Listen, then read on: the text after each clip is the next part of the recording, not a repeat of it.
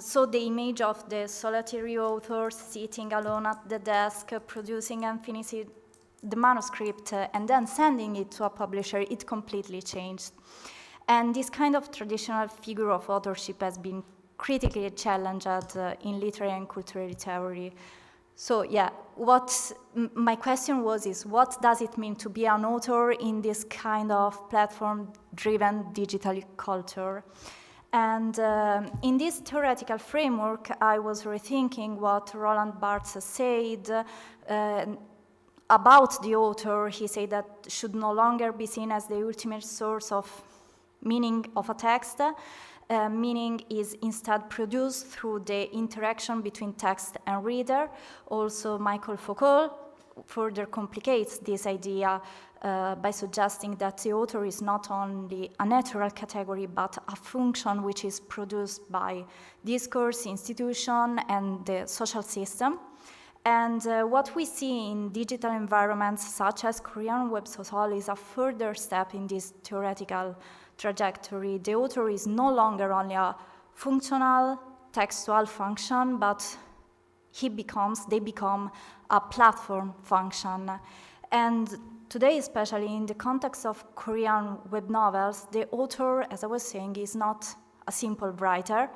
They are a content creator. This new figure must not only write, they must understand the digital trends, they must monitor the reader reaction in real time, so they have this continuous feedback, and they must know how the platforms works, how a recommendation system works, and how visibility is distributed. And they must be familiar with the keywords or hashtag, and the rankings, the engagement metrics, and also, so they have to know how the algorithmic logic works. And in many cases, they must also manage their own audience. They have to maintain an online presence, which usually it is on X, which was called some years ago Twitter. And they had to adapt their storytelling strategies according to the feedback and performances data.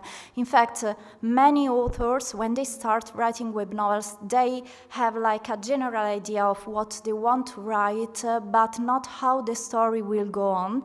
And they change it following what the readers write, what the readers want.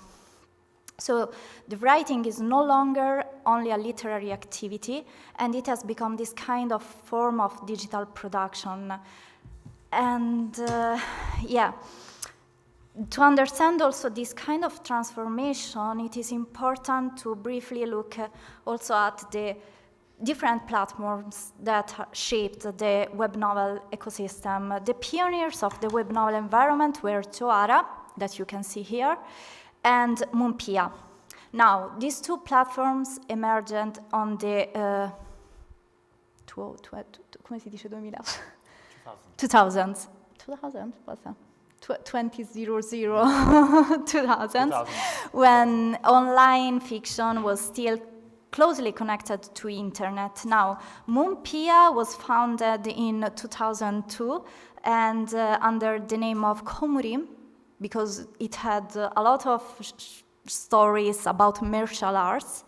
And Toara was more of a hobby project which was created. Now, both of these platforms are still used by web novel authors.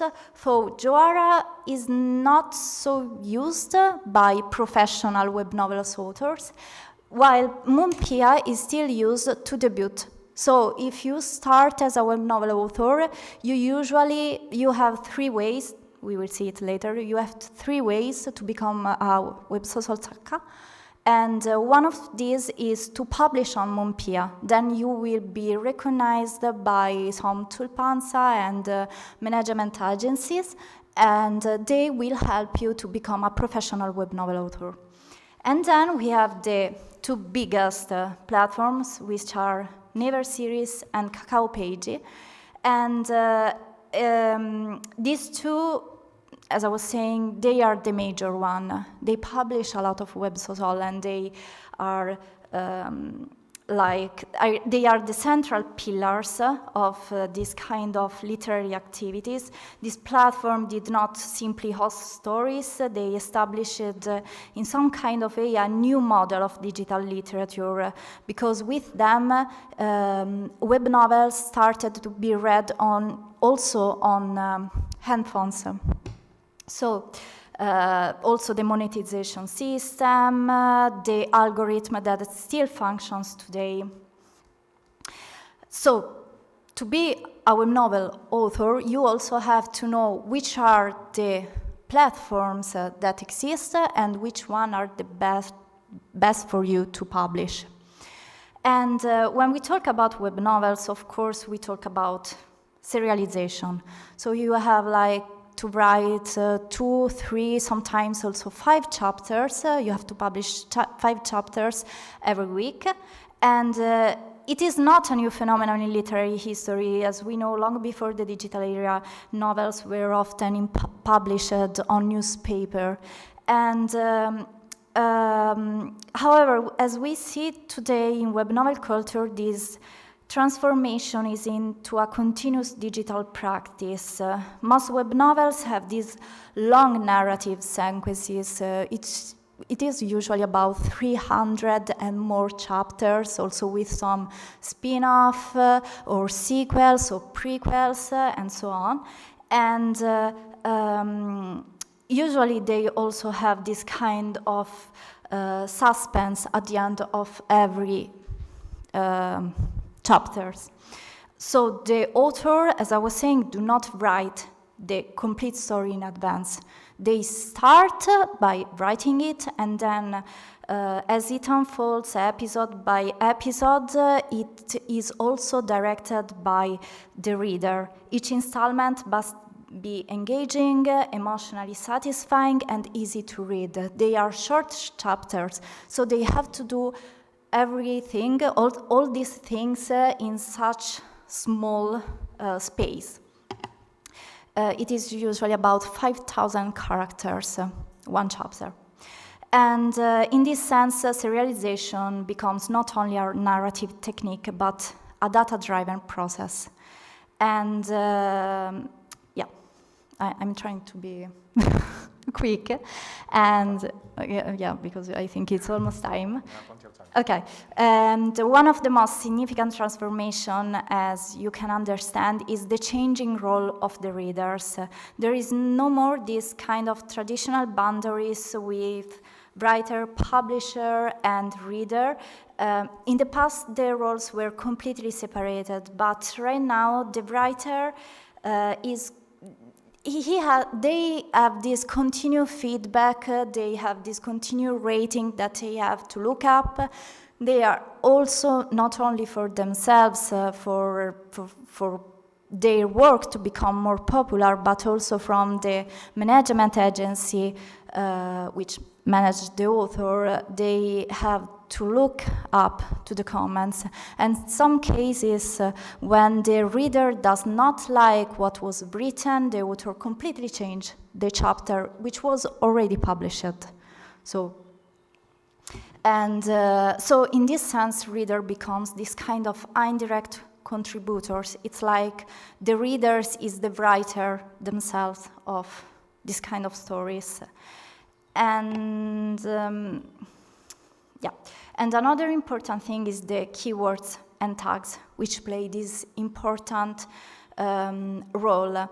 As I was interviewing some of these authors, one of them worked in this web novel academy, so they teach to people who wants to become a web novel authors, how to become a web novel authors. But also if you look up to the book Web Social Talk, like Pump Up, yeah, and if you look up to this kind of book, one of the first things that they teach you is the use of keywords. So as you can see in the story, you have like different keywords. These keywords are the ones that will establish the story, the narrative. So if you want to write about Pinemul, you have to choose the Pinemul, and then you write and you produce and you think about the story. Okay, so the keywords are what shape the narrative, not the other way. And yeah, so success, as I was saying, as you can understand, it's numerical. Views, likes, and comments. What is the comment that has more likes, that has more answers, and so on. And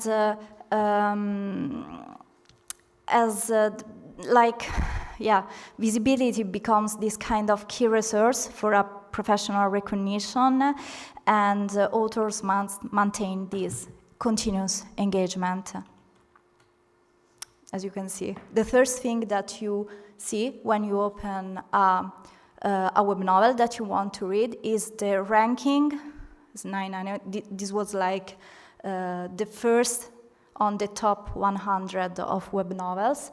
And you have the ranking, how many comments, how many likes, and it is the first thing you see when you open a web novel page.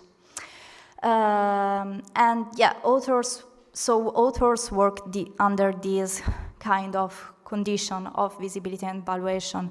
They have so much pressure for different aspects, but most of it because the reader feedback is immediate, and they have to continuously be under this kind of feedback pressure by the ranking, the algorithm, and so on. And they have to respond to this kind of audience expectation, which can be emotionally demanding. So yeah, it's like a monitored creative work. One thing I didn't say is, as I was saying, there are 3 ways to become a web novel author. The first one, as I told before, is publish on Monpia. The second one, you have to participate to a contest. Usually the contest is from Kakao Page or Naver. And if you win that contest, you can publish your work. And the third one is that you find a management agency that will help you to publish on Kakao or Naver. This is usually the format. So the digital environment is just democratized, but it also took like this kind of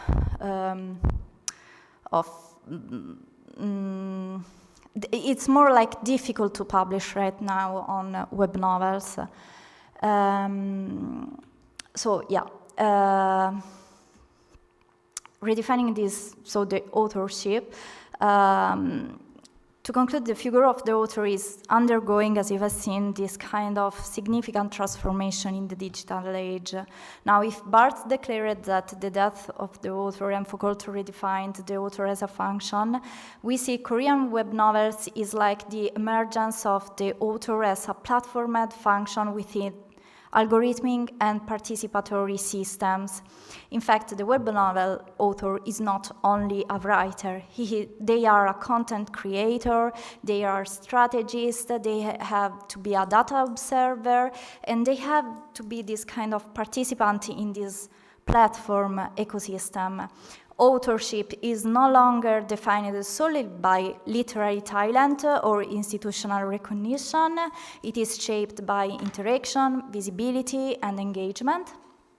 And so the Korean web novels, I think they are this kind of privileged case study of how literature evolved in response to the technological infrastructures, because they show that creativity is not isolated, but it is distributed through platforms, across platforms, reader, algorithms, and data. And ultimately, they remind us that authorship is not a fixed identity, but a cultural practice, which is in constant transformation. So yeah, here are the references. Thank you for your attention. Thank you to Dr. Irene Lustrissimi. We will keep the discussion for later. So we will go now to Dr. Zihan Lee. If you could come please to the computer.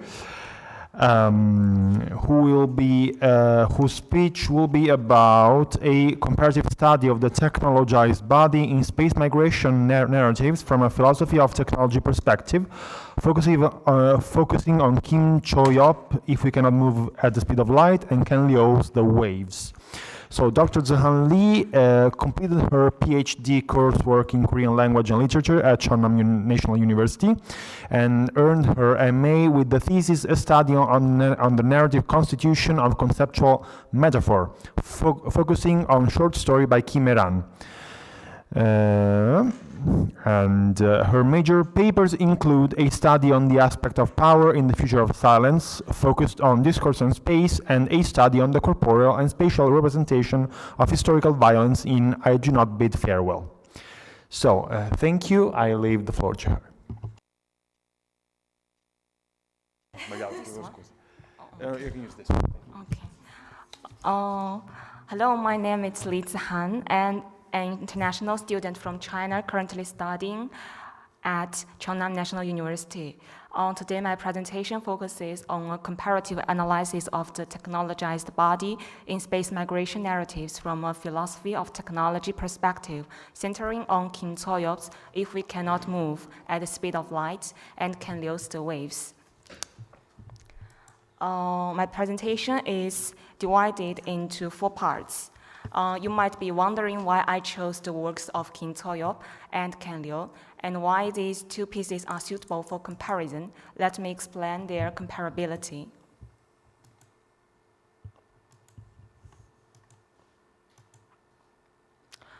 Okay, both works closely explore how human beings as biological entities are transformed or reconfigured through the mediation of technology. This contrast provides a meaningful point of comparison, as each work interprets and represents the technologized body through distinct cultural codes and ethical perspectives.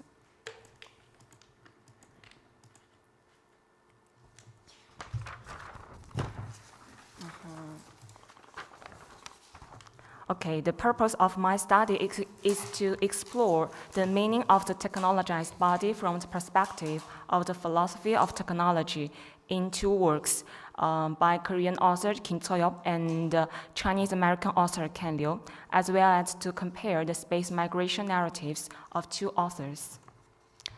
Then let me explain the significance of this study. The concept of space migration offers critical insights for predicting and preparing for future societies, while contributing to the exploration of evolving human nature and the re-evaluation of the relationship between humans and technology. Next is the understanding of the technologized body. In modern society, where mobile phones are viewed as extensions of human body, it is safe to say that virtually everyone possesses a technologized body. The concept of technologized body was first introduced by British sociologist Chris Schilling, who argued that technology has profoundly influenced the human body and its environment since humans began harnessing fire. Wang Jingkang, recognized as one of the 4 heavenly kings of Chinese science fiction, further classified the technologized body into 3 types based on the unique characteristics of science fiction. However, Wang Jingkang's classification contributes to understanding the technologized body in terms of function, but it has several limitations, including the ambiguity of the concept of alienation, the lack of clear boundaries between categories, and its tendency toward technological determinism. Accordingly, this study reconceptualizes the technologized body into 3 types based on the modes of interaction among technology, the body, and identity. First, the substitutive body refers to a form in which technology compensates for damaged or missing bodily functions. Here, technology primarily operates in a functional capacity to prolong survival or maintain corporeality. Second, the augmented body denotes a mode in which technology is integrated through the subject's active choice to transcend existing bodily capacities, thereby including the transformation and reconfiguration of self-identity. Third, the transformative body involves a technological conversion that dismantles the biological foundation itself, fundamentally redefining conventional notions of humanity and body. Based on this typology, this study analyzes in detail the forms of the technologized body. Through this analysis, examines how technology and human existence are reconfigured within differing philosophical perspectives on the cultural contexts.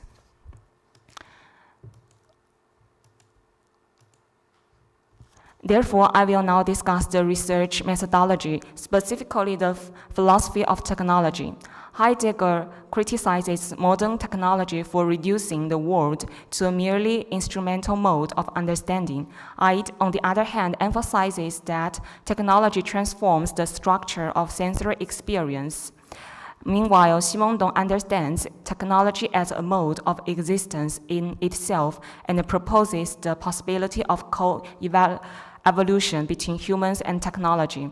These perspectives do not reduce technology to a mere background or instrument. Rather, they enable an approach that understands technology as a constitutive condition of human existence. In doing so, they provide a theoretical framework for multi-dimensional analysis of how the two authors narratively represent and ascribe meaning to technology. In Chapter 2, the discussion focuses on the notion of the substitutive body in kintoyops if we cannot move at the speed of light, examine how technology contributes to the alienation of human beings. In kintoyops, if we can not move at the speed of light, Anna, the female protagonist, waits on a century-old space station. Her statement that she lives only for the duration of her waking hours indicates that, while maintaining a biological body, she has altered the temporality of that body through life-extending technology, suggesting that she has acquired a substitutive body. However, after prolonged use of this technology, Anna ultimately demonstrates that it doesn't guarantee immortality or eternal life, but is instead a technology with clear limitations. So why does Anna feel compelled to change and improve her body, even though she is acutely aware of its negative effects? The answer is closely linked to the technological paradigm shift of the space frontier.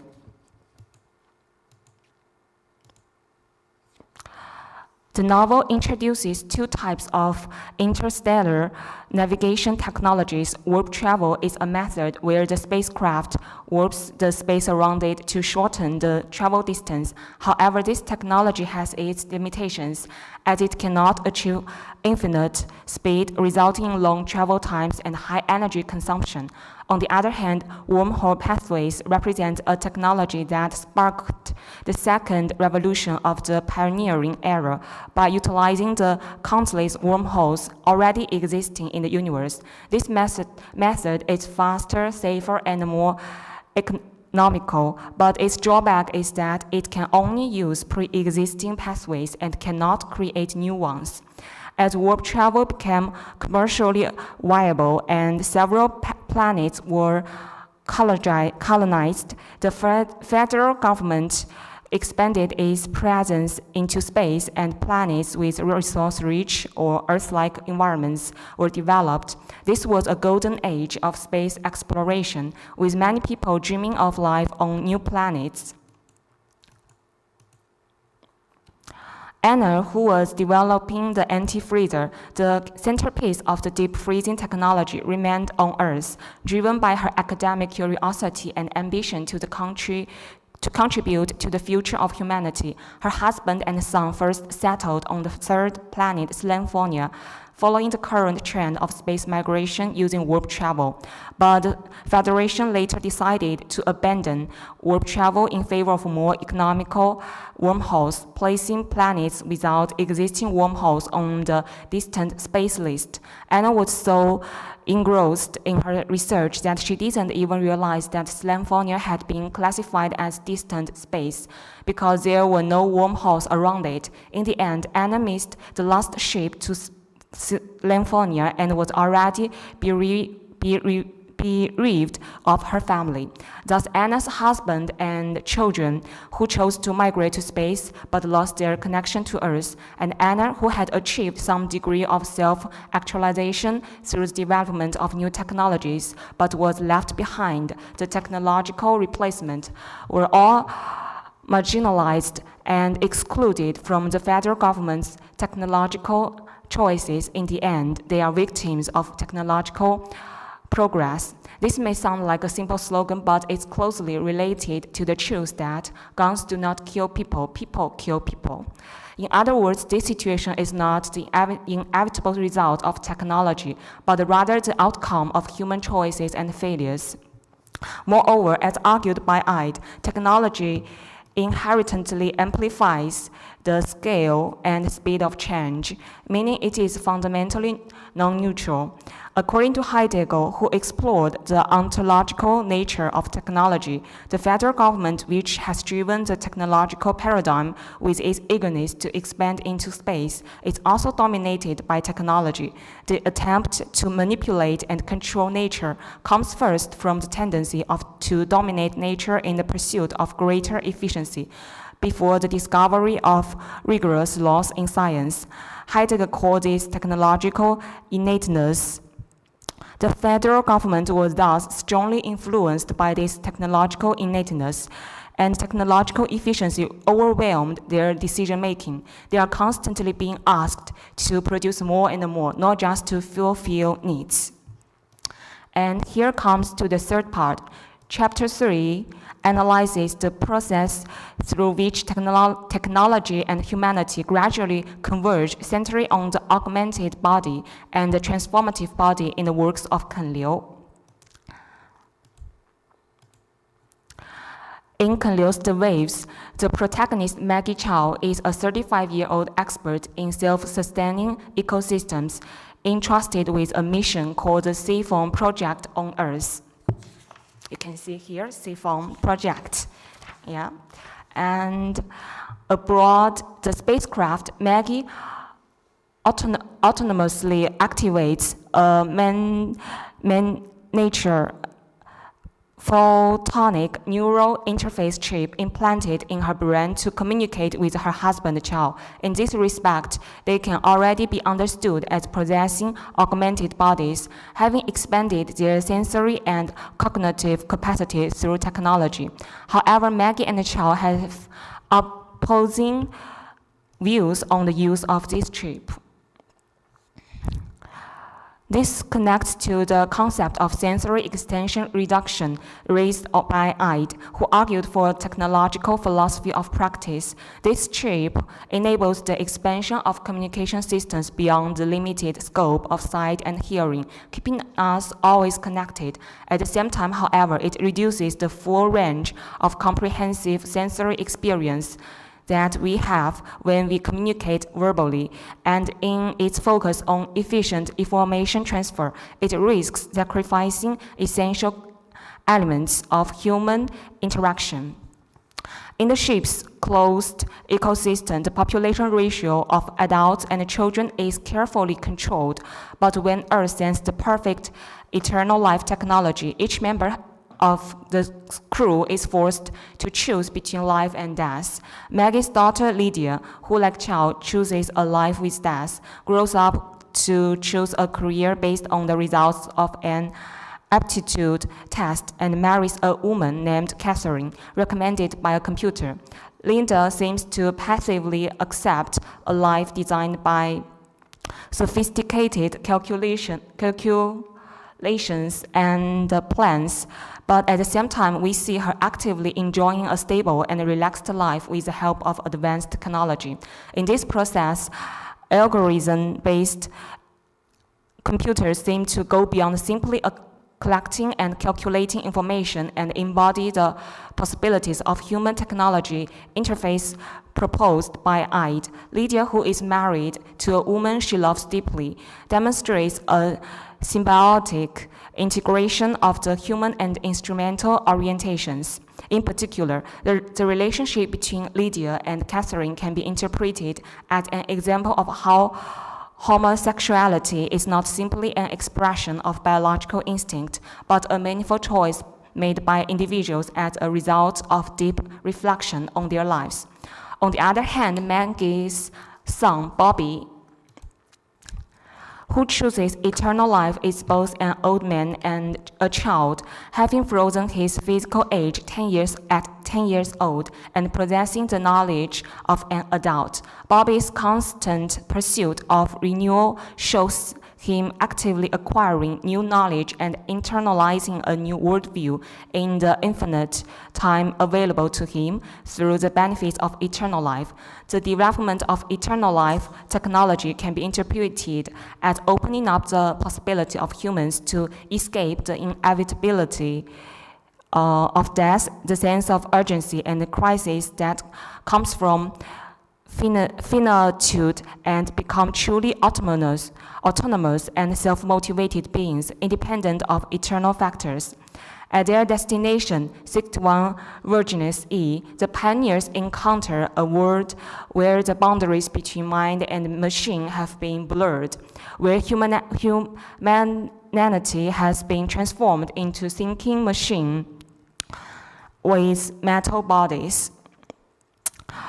Being endowed with a transformative body, now the hierarchy between humans and technology has been dissolved, and humans themselves have been reconstituted as technological beings, while acknowledging the unique value of both technology and humans. Simondon possesses the possibility of an ensemble in which they harmonize with each other. This transformation can be interpreted as a forming a new identity as an indestructible and robust being, providing a model for the extreme ensemble of technology and humanity. However, the fact that even near immortalized beings empowered by technological advances remain insignificant in the vastness of the universe suggests that technological evolution doesn't guarantee human omnipotence. The reconfiguration of the body through technology forces us to rethink anthropocentrism, and the paradox is that technological advances expand human capabilities while simultaneously exposing their limitations. Ultimately, Maggie sheds her medical body and comes to exist as a part of light, an energy pattern organically integrated with the universe. This suggests that interaction between humans and technology goes beyond a merely complementary relationship or even co-evolution, and instead contains the potential for an ontological transformation. Finally, Chapter 4 compares technologized bodies within narratives of space migration, exploring how these differences are connected to the distinct cultural backgrounds of the two authors. Kim So-yeop's space migration narratives reflect on the ethical and social issues inherent in technological advancement through the mediating figure of Anna's substitutive body, while simultaneously revealing concrete problems of contemporary reality through future-oriented imagination. In contrast, Ken Liu, through the narrative process in which Maggie's augmented body transitions into a transformative body, explores the possibility of new modes of being that transcend on the constraints of reality, thereby fostering an optimistic imagination about the future. Such narrative differences stem from the distinct cultural context in which the two authors are situated. Kim So-yeop's works, grounded in the community-oriented nature of Korean society and influenced by Confucian values, emphasize the emotional defects brought about by technological development, the importance of familial care and social solidarity. By contrast, Kan Liu's works reflect American individualism and techno-progressivism, presenting human beings as agents who ultimately reconstruct their identities and pursue ontological expansion through technology. Furthermore, humanity in this fiction is portrayed as understanding cyclical evolution, a concept reminiscent of the Buddhist idea of reincarnation, which can be interpreted as closely related to Kan Liu's Chinese cultural background. Thank you for your listening. Thank you very much. So, in the meantime, I will introduce our next speaker, who is Professor Hyunhee, and her presentation will be Historical and Identity Characteristics of Korean Diaspora Literature in Russia as Unification and Multicultural Literature, focusing on the Sakhalin literature work When I Become the Sea. Professor Kim is an associate professor at the Russian State University of Humanities, Institute of Linguistics, Department of Oriental Languages, and she has degrees from the National Research University High School of Economics and the Faculty of World Economy and International Affairs. So let's give a warm welcome to Professor Kim Hyunhee.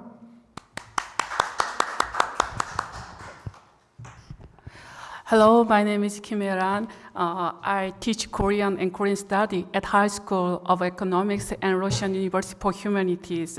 I'm very happy and delighted to have an opportunity to give my presentation at the University for Foreigners in Siena.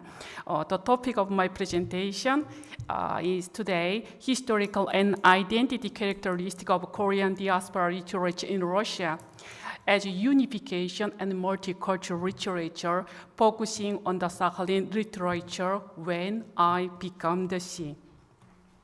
Multicultural, multi-ethnic, and multilingual global cities have emerged due to the movement of modern global capital, labor, and technology, and pre-international migration through networks is giving rise to new concept of diaspora. In modern sense, diaspora can be defined as conception encompassing international migration, refugees, migrant works, ethnic community, cultural difference, and identity. In classical sense, it has the meaning of the ethnic diaspora and dispersion and national separation. Etymologically, diaspora is a compound word of dia, over, and sperio, to sow, means a people scattered across borders. Purpose of my presentation is to examine the possibility of locality research as unified and multicultural literature education, based on the classical and modern concept of diaspora. Korean diaspora began with the immigration of Koreans to Russian Far East in 1860s. The work of poets, novelists, and playwrights were published in the page of Korean newspaper Sonbong, which was founded in Vladivostok on March 1st, 1923.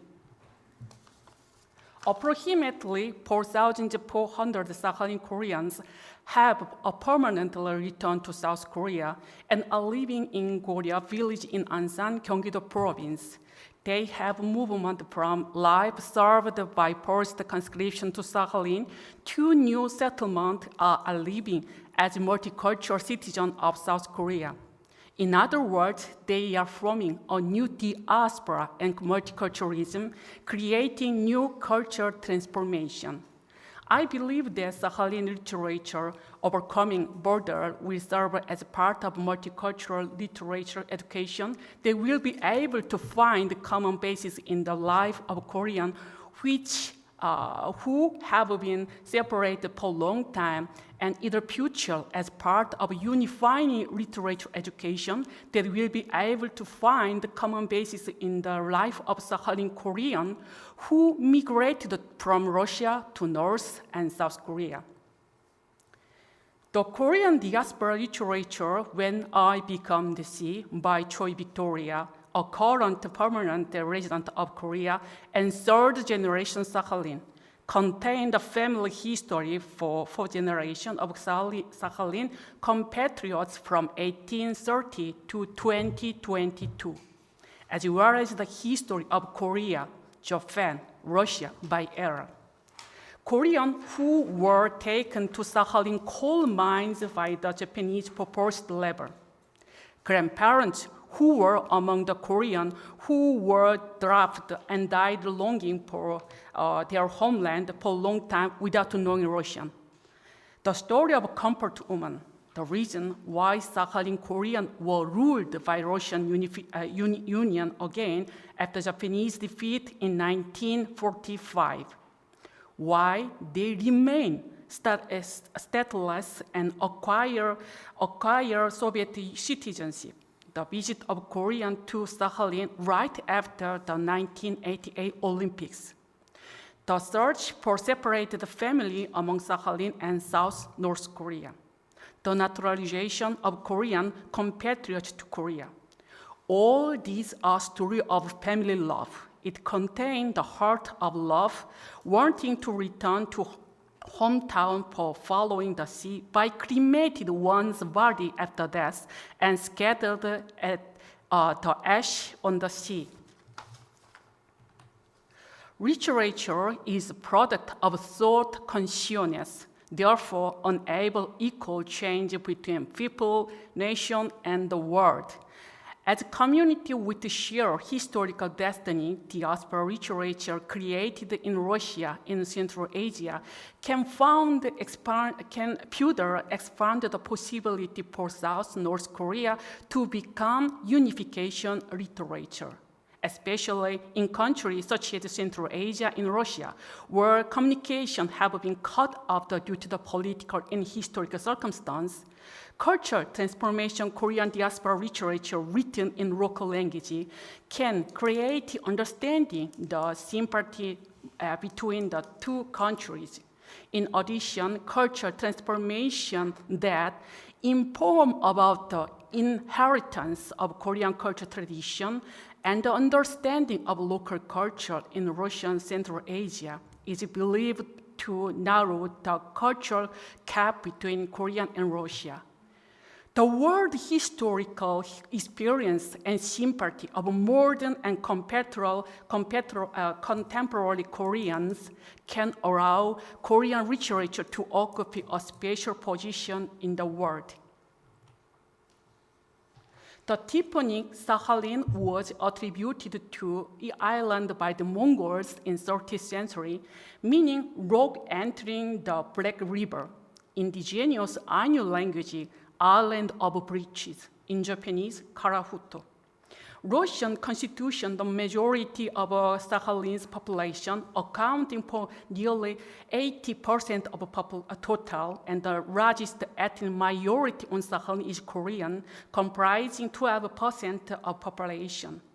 Following Japanese defeat in the Pacific in 1945, Japanese repatriated only Japanese citizens and the indigenous Ainu people from Sakhalin, abandoning those of Korean descendants who were taken to Sakhalin coal mines by the Japanese proposed labor. Approximately 30,000 Koreans remain in Sakhalin Oblast, most residing in Yuzhno-Sakhalinsk.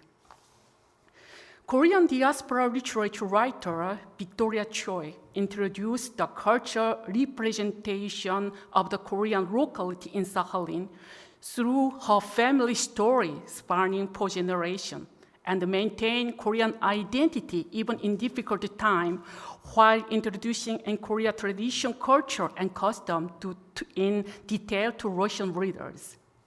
Victoria Choi majored in economic, no literature. She began write short story while working as custom agents at the Sakhalin office. She revolved that her short story, The Road to Grandmother, was published in Sakhalin Korean newspaper, 새 고려 신문, that this led her to decide to write a book about Sakhalin Koreans. This is great novel based in the world history, dealing with the pain, suffering, and the love of Koreans. Born in the Soviet Union, Kim Il-sung experiences the collapse of Soviet Union and perestroika with her family as she grows up. In the process, she learned about the history of Sakhalin Korean and realized that her life and fate, her ancestors, are inextricably linked.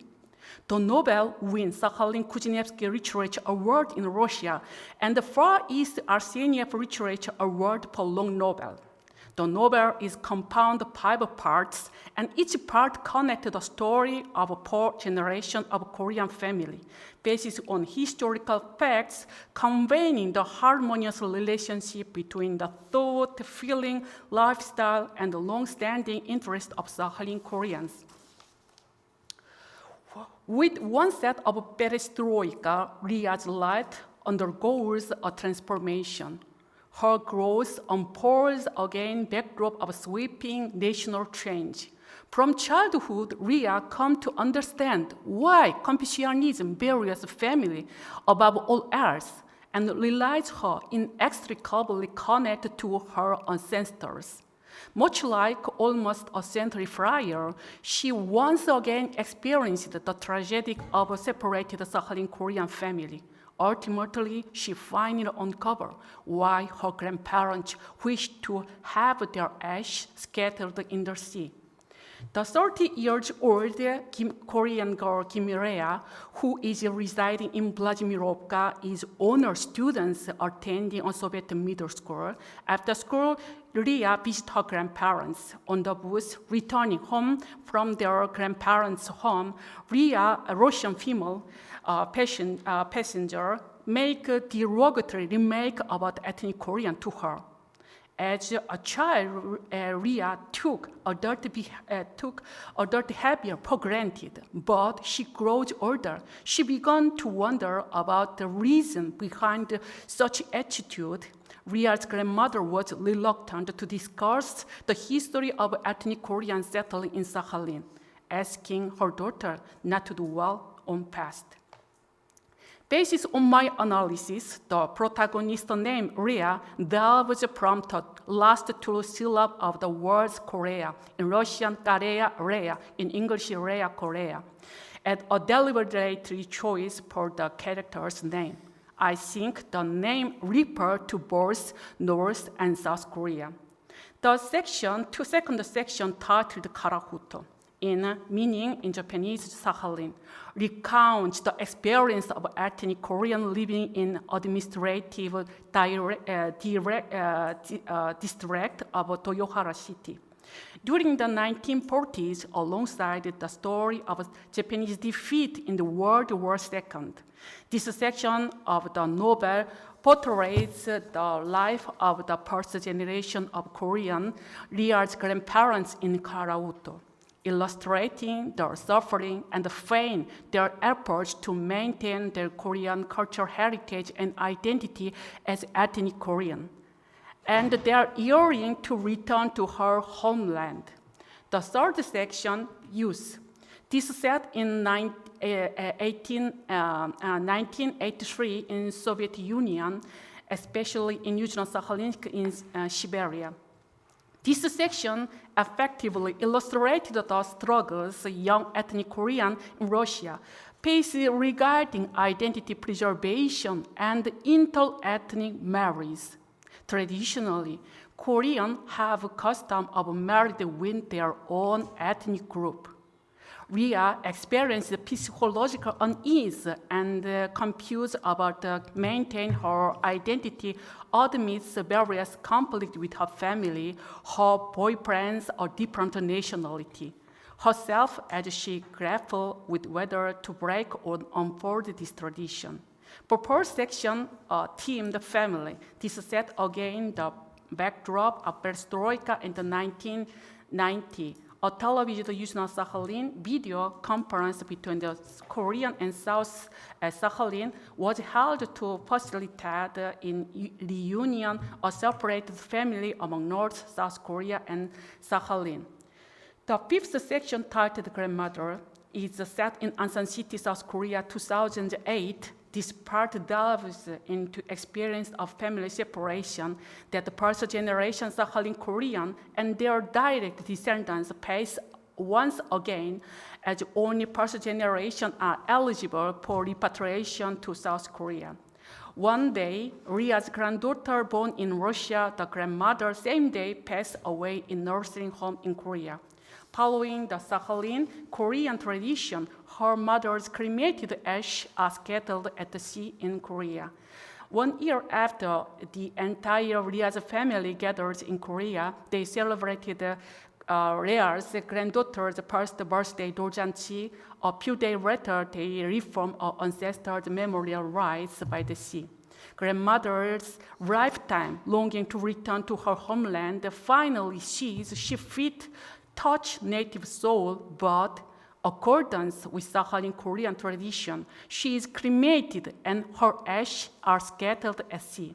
This section beautifully illustrates the continuation of traditional Korean culture elements, such as first birthday celebration and funeral and weddings.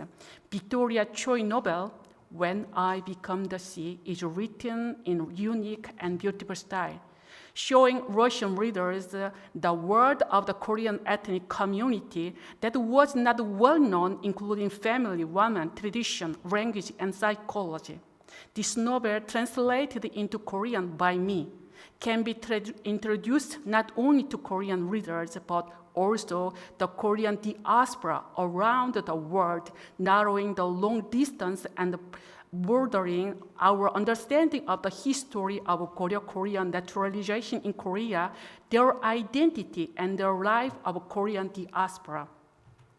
Victoria Choi have opened the door to unique Korean culture and ethnic style for many, especially to the unknown world of Sakhalin, a historical Russian and Japanese territory.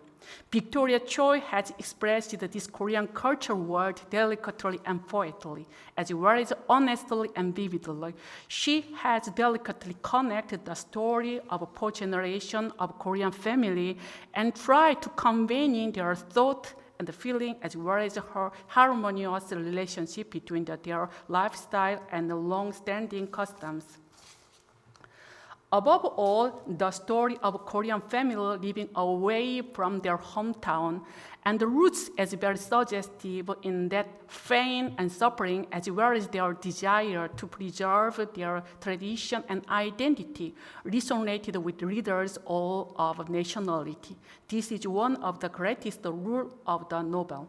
In other words, it combines wise thought that help people understand each other and overcome difficult times together by breaking stereotypes across geographical, cultural, and temporal boundaries.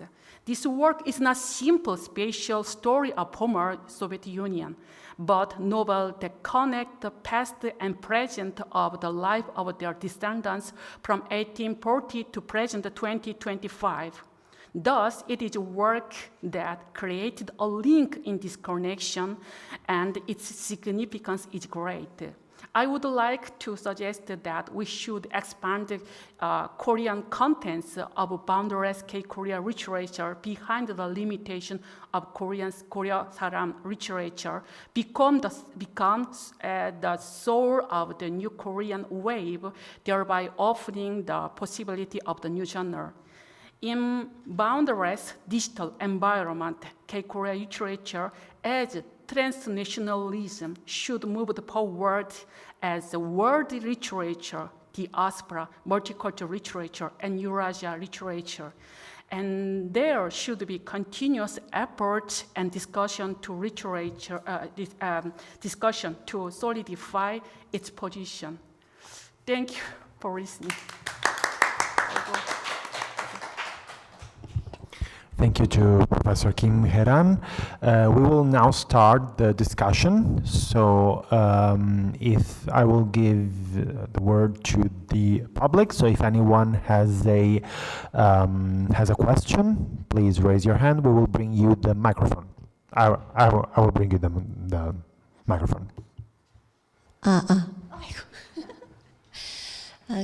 Thank you for the three presenters above, very inspiring presentation. First of all, I'd like to ask some question for Dr. Irene. When I listened for your presentation, I thought about, as you know, this kind of webtoon or web novel actually first started from Korea.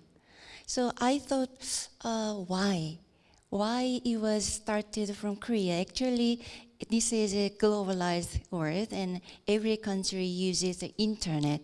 But why this kind of specific genre started from Korea? That was my curiosity. And when I listened to your presentation, one idea came to my mind, because when you think about something like pansori, for example, the mechanism of the appearance of pansori and this webtoon or web novel, the reader and the authorship could cooperated together, and this kind of mechanism is a little similar. So one idea was, how about to analyze some kind of a semiotics, from the semiotics about this pansori and this kind of special genre. So maybe you can find some special characteristic in the Korean culture.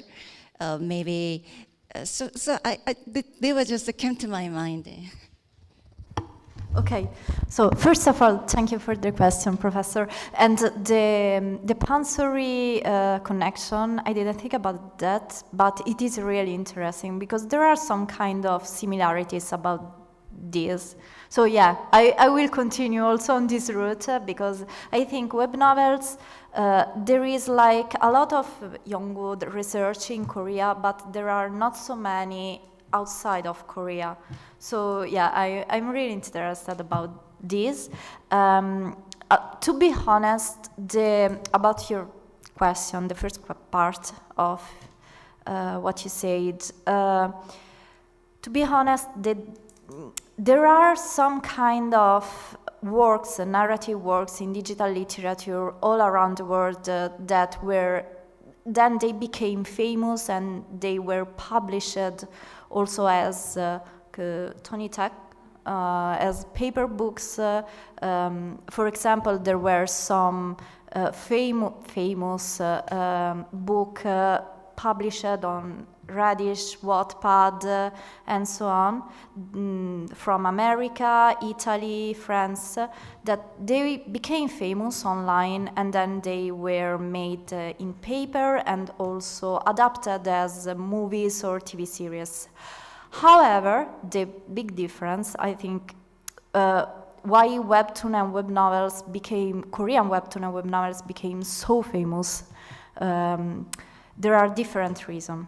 First one is that usually Western people prefer to read on paper, not digital. While Korean and Asian people usually, they are used to technology and digital environment, so it developed more.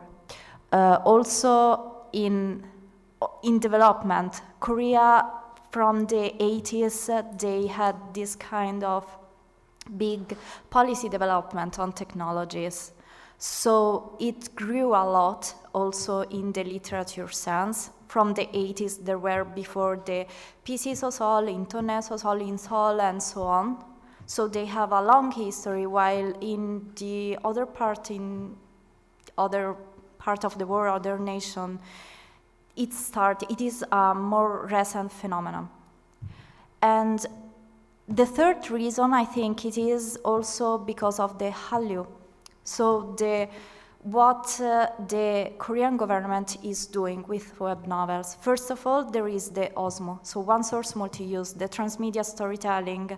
A lot of the web novels were adapted in webtoon, and then they were adapted in Hyunhee drama, and they became famous, like in Bisawero Kural Kat, in Simitata, there are business proposals, there are a lot.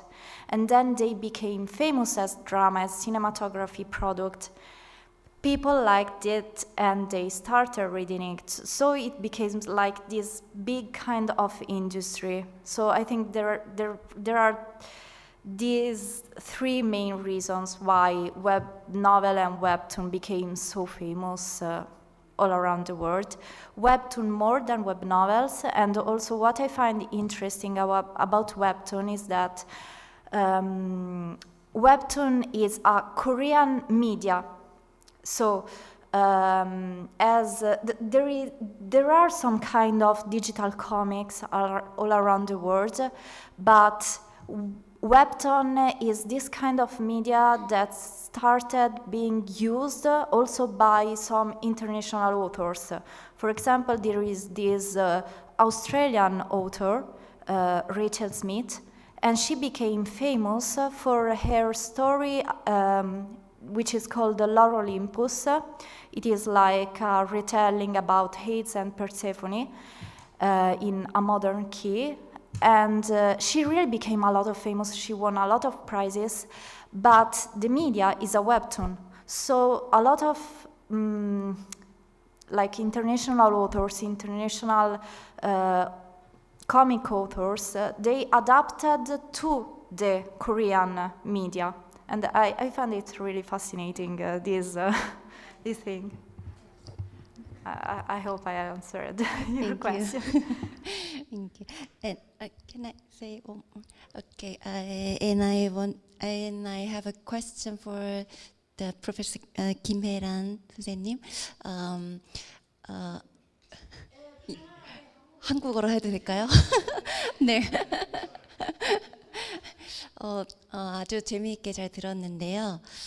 특히 그 한국인 그 디아스포라 문학에 대해서 그 문학, 즉 한국 문학의 그런 외연을 좀 넓혀야 된다 이런 주장들이 실제로 많이 좀 일어나고 있는 편이고 또 뭐 그거에 대한 반대도 있는 입장인데 선생님께서는 그 한국 문학의 외연을 좀 넓혀야 된다는 입장이시잖아요. 근데 또 한편으로 생각하면은 우리가 어느 정도까지 한국 문학의 외연을 넓힐 수 있는가? 예를 들면 그 북한 문학을 지금 한국 문학으로 우리가 인정하고 있지는 않잖아요. 실제로 그 한국연구재단에서도 한국 문학을 정의할 때 그 북한 문학은 아예 외국 문학으로 지금 처리를 하고 있는 상황인데 또 좀 애매한 부분은 그 탈북민들이 한국으로 들어왔을 때는 헌법상에서는 한반도 자체를 지금 규정을 하고 있기 때문에 그 탈북민이 한국으로 왔을 때는 자연스럽게 또 한국인으로 또 인정을 하고 약간 좀 그 애매한 그런 게 있는데 그 선생님 의견은 그럼 예를 들면 한국 그 디아스포라 문학을 이렇게 한국 문학의 외연에 포함을 시켜야 된다고 생각을 하신다면 어느 정도까지 우리가 한국 문학이라고 인정할 수 있는 것인가 거기에 대한 생각을 좀 더 듣고 싶습니다. 네, 질문해 주셔서 감사합니다. 예, 흥미로운 질문인데요.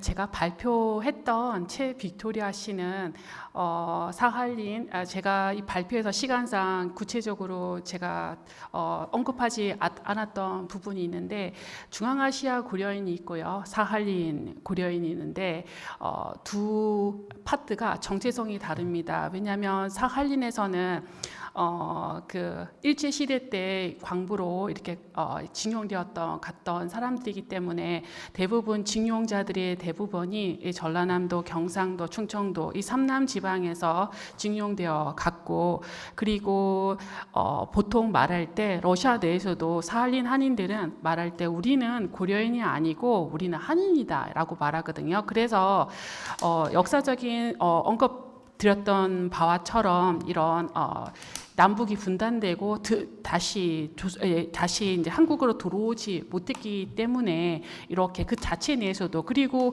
고려인 중앙아시아 고려인들도요, 남북이 분단되었었고 그때는 제소 한인이라고 불렀습니다. 근데 고려 사람이라는 이 개념은 1990년대 이렇게 한국과 러시아가 재외교를 맺게 되면서 왜냐하면 그 전까지 러시아에서는 고려인들이 제소 한인, 그리고 말하면서 우리는 고려 사람이다, 고려의 후손이다, 이 북경 이쪽에 넘어온 사람들이다, 우리는 조선 사람이다. 왜냐하면 조선 시대에서 그렇게 넘어간 사람들도 있기 때문에.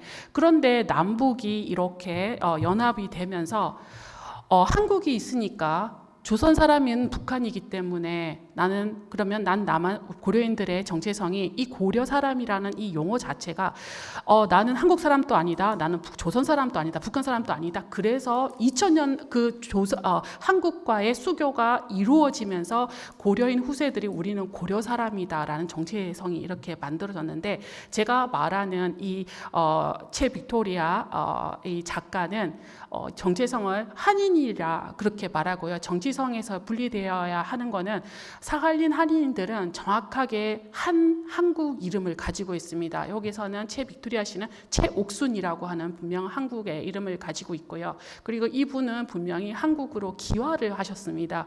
그런데 제 생각에는 이런 언어가 단절로 의해서 모국어, 그런 역사적인 배경에 의해서 언어의 단절로 의해서 모국어로 한국어로 이렇게 작품을 쓰지 못했습니다. 근데 한국에서 정의하는 한국 문학은 한국인의 감정과 모든 그런 표현들을 한국어로 쓴 문학을 한국 문학이라고 정의하고 있는데요. 제가 생각하는 그런 고려인들이 지금 귀화한 고려인들이 쓴 문학 작품들은 한국어로 번역되고, 그리고 그 많은 지금 새로운 디아스포라 문학을 문화를 한국에서 만들어 가고 있지 않습니까? 그처럼 단절되었던 아마 그런 역사적인 사실을 모든 후손들이, 이렇게 한국으로 귀화한 후손들에게 할아버지가 할머니가 어떤 경유로 있었던 사실들에 대해서 디아스포라의 문학을 한국어로 쓸 수 없으면은 이 현지어로 써서 이런 것을 좀 더 있었던 단절되었던 기간에 이 사람들이 단순히 왜 우리나라에 오는가 하는 그런 혐오나 그런 거를 벗어나서 이런 사람들을 더 이해할 수 있고, 그 쓴 작품들이 우리가 잘 알지 못했던 거는 이 내용에서 검열이라는, 소비에트 시대의 검열이라는 부분이 있었기 때문에, 검열이란 사람들이 고려 문학이 발전할 수 없었던 이유 중에도 하나는 이런 검열 때문에 내가 자유롭게 쓸 수가 없었거든요. 그래서 저의 입장은 이런 단절되었던 이 선조들이 어떻게 살았는지에 대한 후손들의 이 적극적인 단순한 아니고, 이런 문학을 한국어로 이렇게 번역을 한다면 이 후손들이 한국으로 넘어와서 한국에서 지금 살고 있는 후손들은 물론 한국어 배우기 힘들죠. 적응하기 힘들지만은 나는 후손이고, 그리고 우리 우리 조상들은 어떤 경우에서 그랬고 난 다시 한국으로 왔는데, 이런 어떤 공부나 내가 정착할 수 있는 어떤 방황을 떠나서 더 모티베이션을 준다고 저는 생각합니다.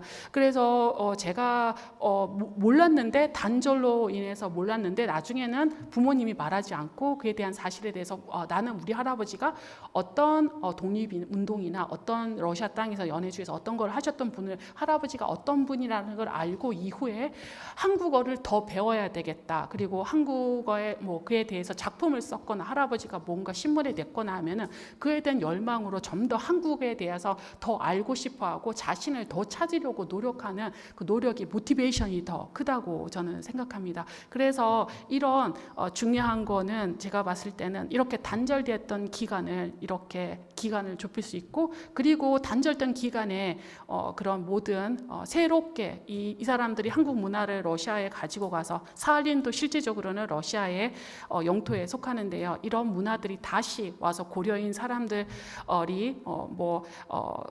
당근으로 만든 샐러드나 여러 가지 다른 문화 형태로 들어오고 있는데, 일단 어떤 단절되었던 문화를 문학이나 이런 것들을 번역을 함으로써 우리가 읽음으로써 이런 단절되었던 기간이나 생각이나 감정이나 그들이 뭘 필요로 하는가 이렇게 다시 한국에서 정착하게 뭘 필요하는가에 이해를 좀 넓혀줄 수 있고 그리고 글은 사람의 마음과 생각을 치유해주는 좋은 수단이라고 생각하는데요. 모국어로 쓸 수 없지만은 쓸 수 없으면 러시아어나 자기 우즈베거나 써서 그들의 그런 걸 하면서 내가 좀 더 한국으로 기화하는 것에 대해서 나의 자부심이나 자존심을 더 높여줄 수 있는 그리고 그것을 신문으로 더 사람들과 하는 사람들과 같이 나눔으로써 모두 같이 그 사람들에게 모든 어떤 좋은 동기를 주지 않을까 하는 생각을 하게 됩니다. 감사합니다. 너무 길었습니다.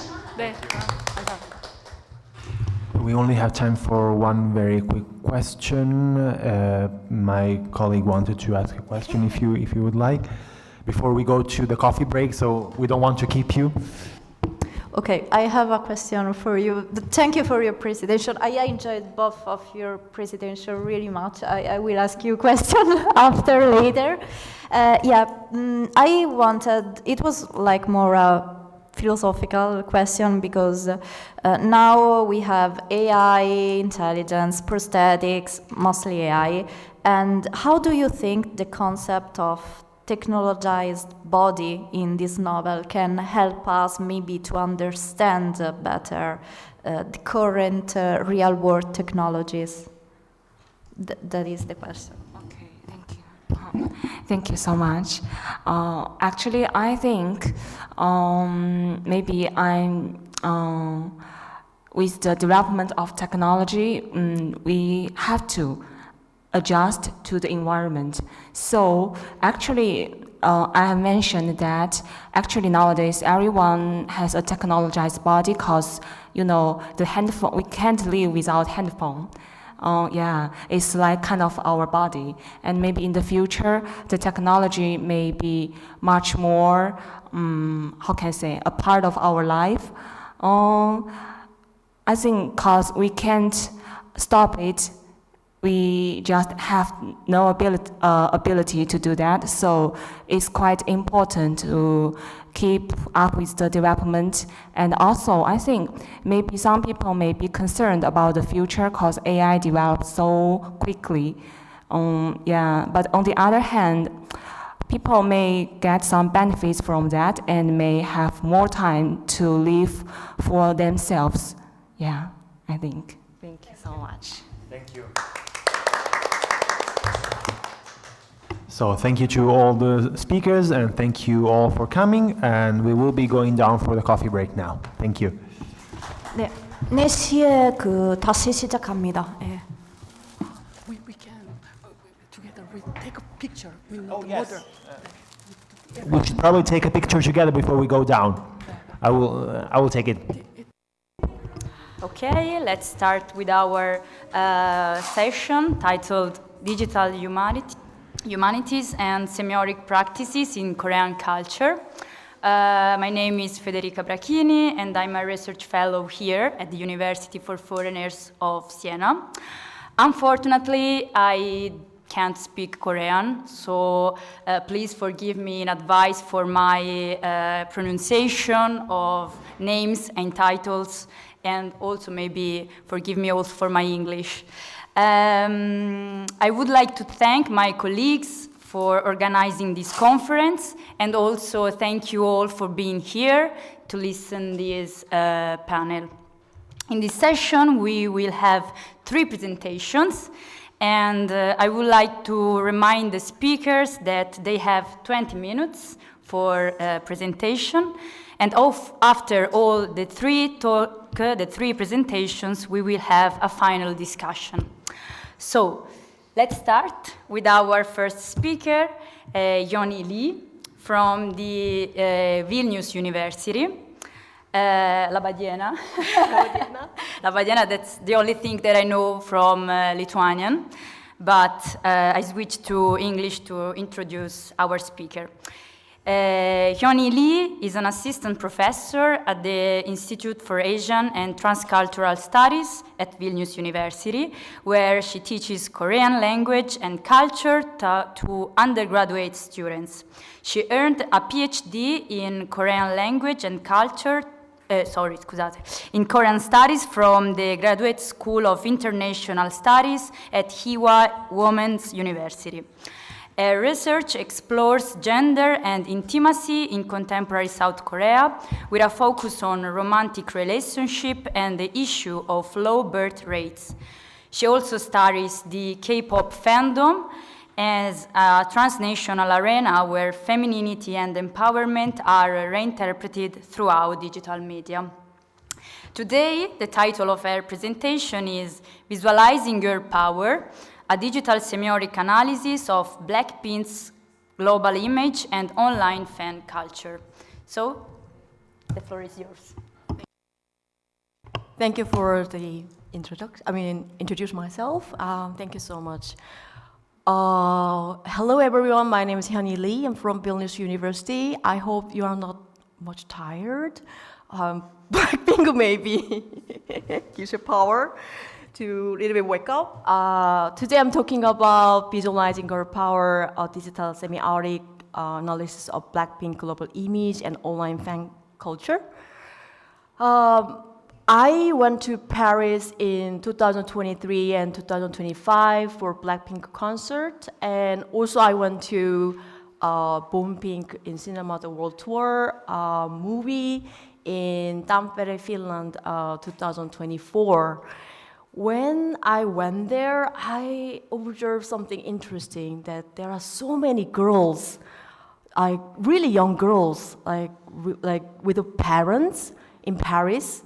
And especially last year, I saw so many. They are so young girls are there, and also like in Finland, they are wearing like black and pink clothes with a mother in the cinema, which is a very interesting experience because I'm the only Korean there, and the Finnish girls are watching the Blackpink movie there. Especially like there is no Finnish subtitle. There's only English subtitle in the movie, but they probably can understand much, but they are there. So this is like kind of a starting point that I start to interest about this research. So the K-pop girl actually operate an interaction of commands, that we cannot ignore the commands and aesthetics and empowerment. And Blackpink provide a useful case for examining how girl power is constructed in global digital media. And digital platforms do not just represent the femininity, but they produce and circulate it across the platforms. The study combines like visual semiotics and text mining to explore how digital femininity is shaped across the platforms. Why this is important is because that in the platform era like YouTube, there are so many platforms, right? YouTube and Twitter and Instagram, of course, and then this femininity is not shaped not only by media industry but also by algorithm, branding, I think especially, and fandom. And girl power is not a fixed slogan, but it's now digitally negotiate identity. So understanding this helps us to rethink how Asian femininity is produced and circulate globally. There are so many studies about transnational fandom, gender, platform moderation, and girls group, and girl crush, like so on. But there are few studies actually I connected to platform the fan discourse with this visual and semiotics together, like analysis together. So my research question is how the girl power visually constructed in the Blackpink digital media, and how is the empowerment interpreted through transnational fan discourse, and how does visual aesthetics and digital language interact to produce global femininity. This was like my question, so I already mentioned about this, like two concert in Paris and the one cinema in the Finland in 2024. And I'm using the multimodal analysis, so looking at this like YouTube video and then try to find the meaning through image, color, gesture, and space. And also like fan discourses, like all comments are using like digital text mining.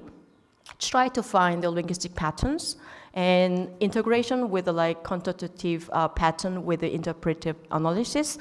And also found out the cultural meaning still requires interpretation beyond the computation. First, I was thinking that there may be a lot of computation I can use, but actually I need to do many things in manually.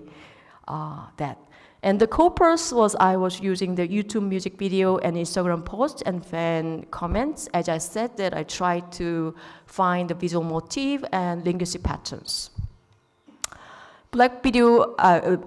Blackpink like video selections, like selection criteria is the global visibility. So try to find the 300 million overviews and chart impact, visual and thematic diversity, and like coverage across the career stage from 2018 to 2022, and also try to find some cultural or feministic relevance. So I found like I choose like 5 music video, as you can see here, from Do Do Do Do and the Shutdown.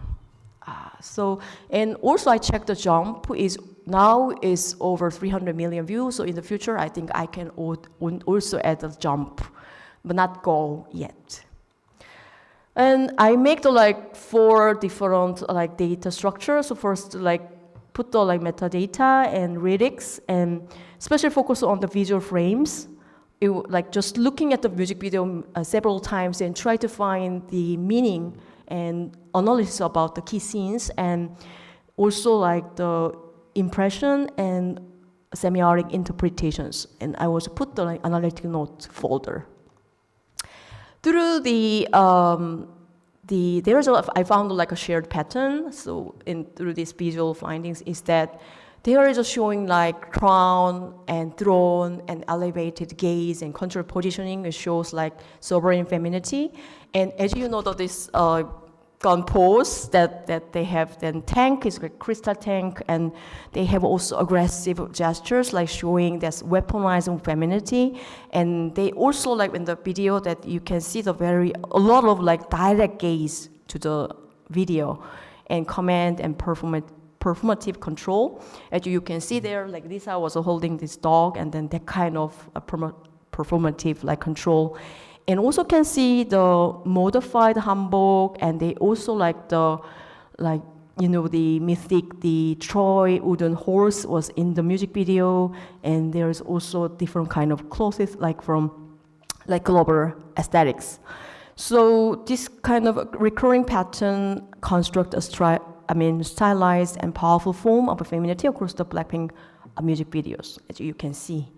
And also, I found out there is a variations. For example, how do you like that is they're showing like a darknesses, hardships, and then also showing like a recovery from it. So they're showing the restored power. Pink Venom is like they are showing seductive and dangerous femininity, and there's also black and red contrast, and they're showing, Roger was like holding this poisoned like apple as like showing this poison metaphor. Shutdown is like they are using the already established authority. They are using the previous video and then showing the self-referential imagery. So this kind of like share pattern emphasize like dominance and authority, but each video construct a distinct form of empowerment, and which is very interesting. Blackpink is always like making something new. Then, overall, like Blackpink's girl power, we cannot say like it's like a singular. They take some multiple forms like dominant and transformative and symbolic. So as you can see, they're like scene of the music video. Instagram selection criteria I collected from Blackpink official Instagram account. This is kind of function as a curative platform for global branding and image production. And I try to select based on the like count as an indicator of visibility and circulation. Focus on the highly engaged individual and group post. Sample was actually included like performance, promotional, and tour-related contents. So like try to see the performances, visual perspective, and meaning and affect. And I found, this through the Instagram, that they are like kind of platform mediated femininity. They are showing the individual charisma, and they're showing the group unity, and then they are showing kind of switching between the solo and group performances. And also, which is very interesting, is that YouTube is a very direct gaze, but in Instagram it's like very indirect. As you can see there in the second photo, that they are looking at this direction, right? Not like a front. So it's a gaze is different and very stylish presentation. And global and transnational circulation, like showing world tour, fandom, and institutional visibility. For example, like there is a stadium, and this stadium maybe first in Japan, they are saying Japanese language, and they're going to the French, and they're changing all the like different language, like fandoms are also showing in the Instagram. And also effective translation of power, can see confidence and anticipation and celebration, so on. So it's kind of Instagram is reframe. It's very different. I mean, according to Instagram, is that they reframe the Blackpink's girl power as curated and brandable femininity with a global circulation. So see that there's also last one is the pink earth, and then the pink light is coming from, starting from the Korea and then all over the world. So it's a little bit different, like curation, I think there. And comment selection criteria, I was collected from Blackpink official YouTube and Instagram account, and active fan engagement was selected, and YouTube sample included music video, promotional video, and anniversary content, and fan participation announcements. And Instagram, it was like tour related, anniversary, and promotional posts.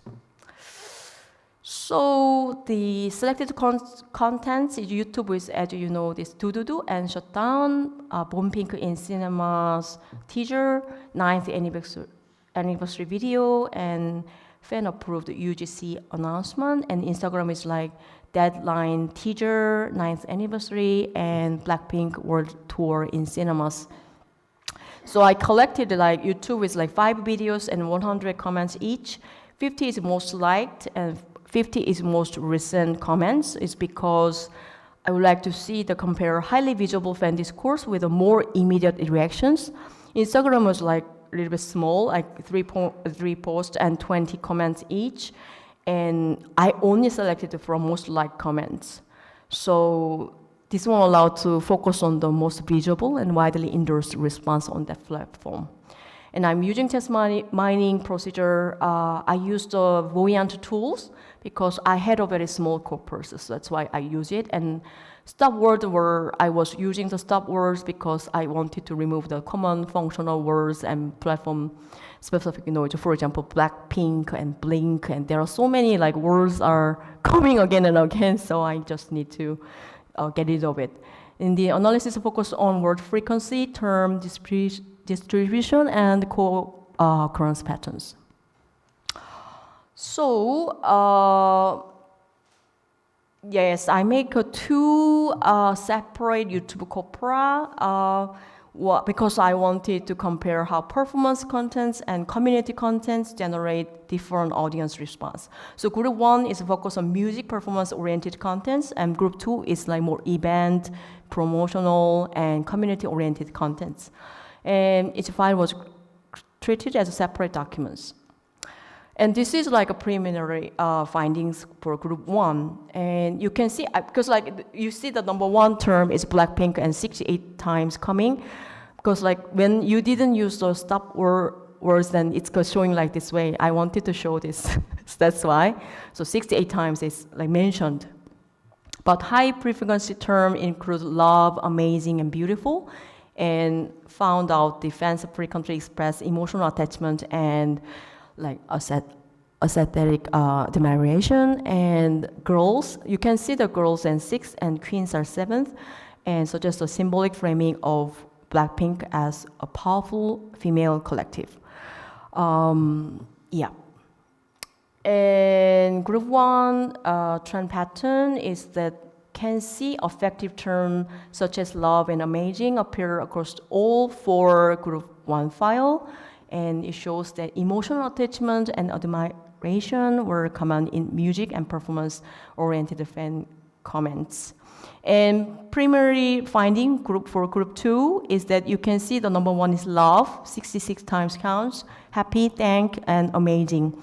And these terms suggest group 2 comments were shaped by celebration, gratitude, and positive emotional attachment. And you also can see that number 4 is queens, 38 times.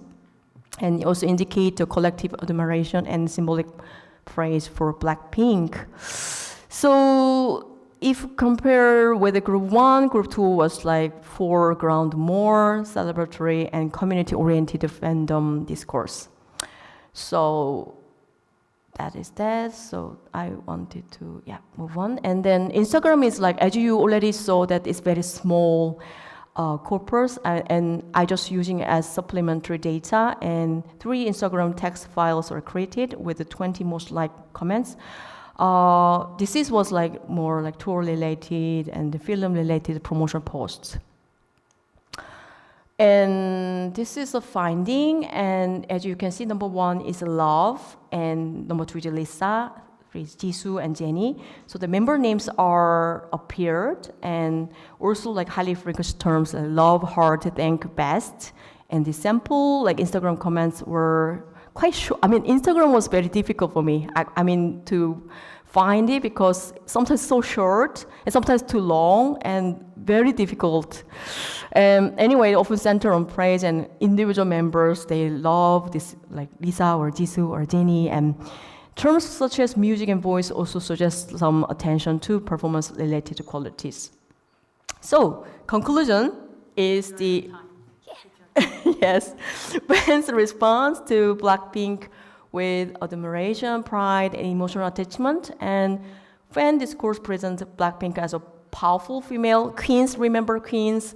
Yes, so they are like kind of powerful, like female collective, and links empowerment to support the celebration.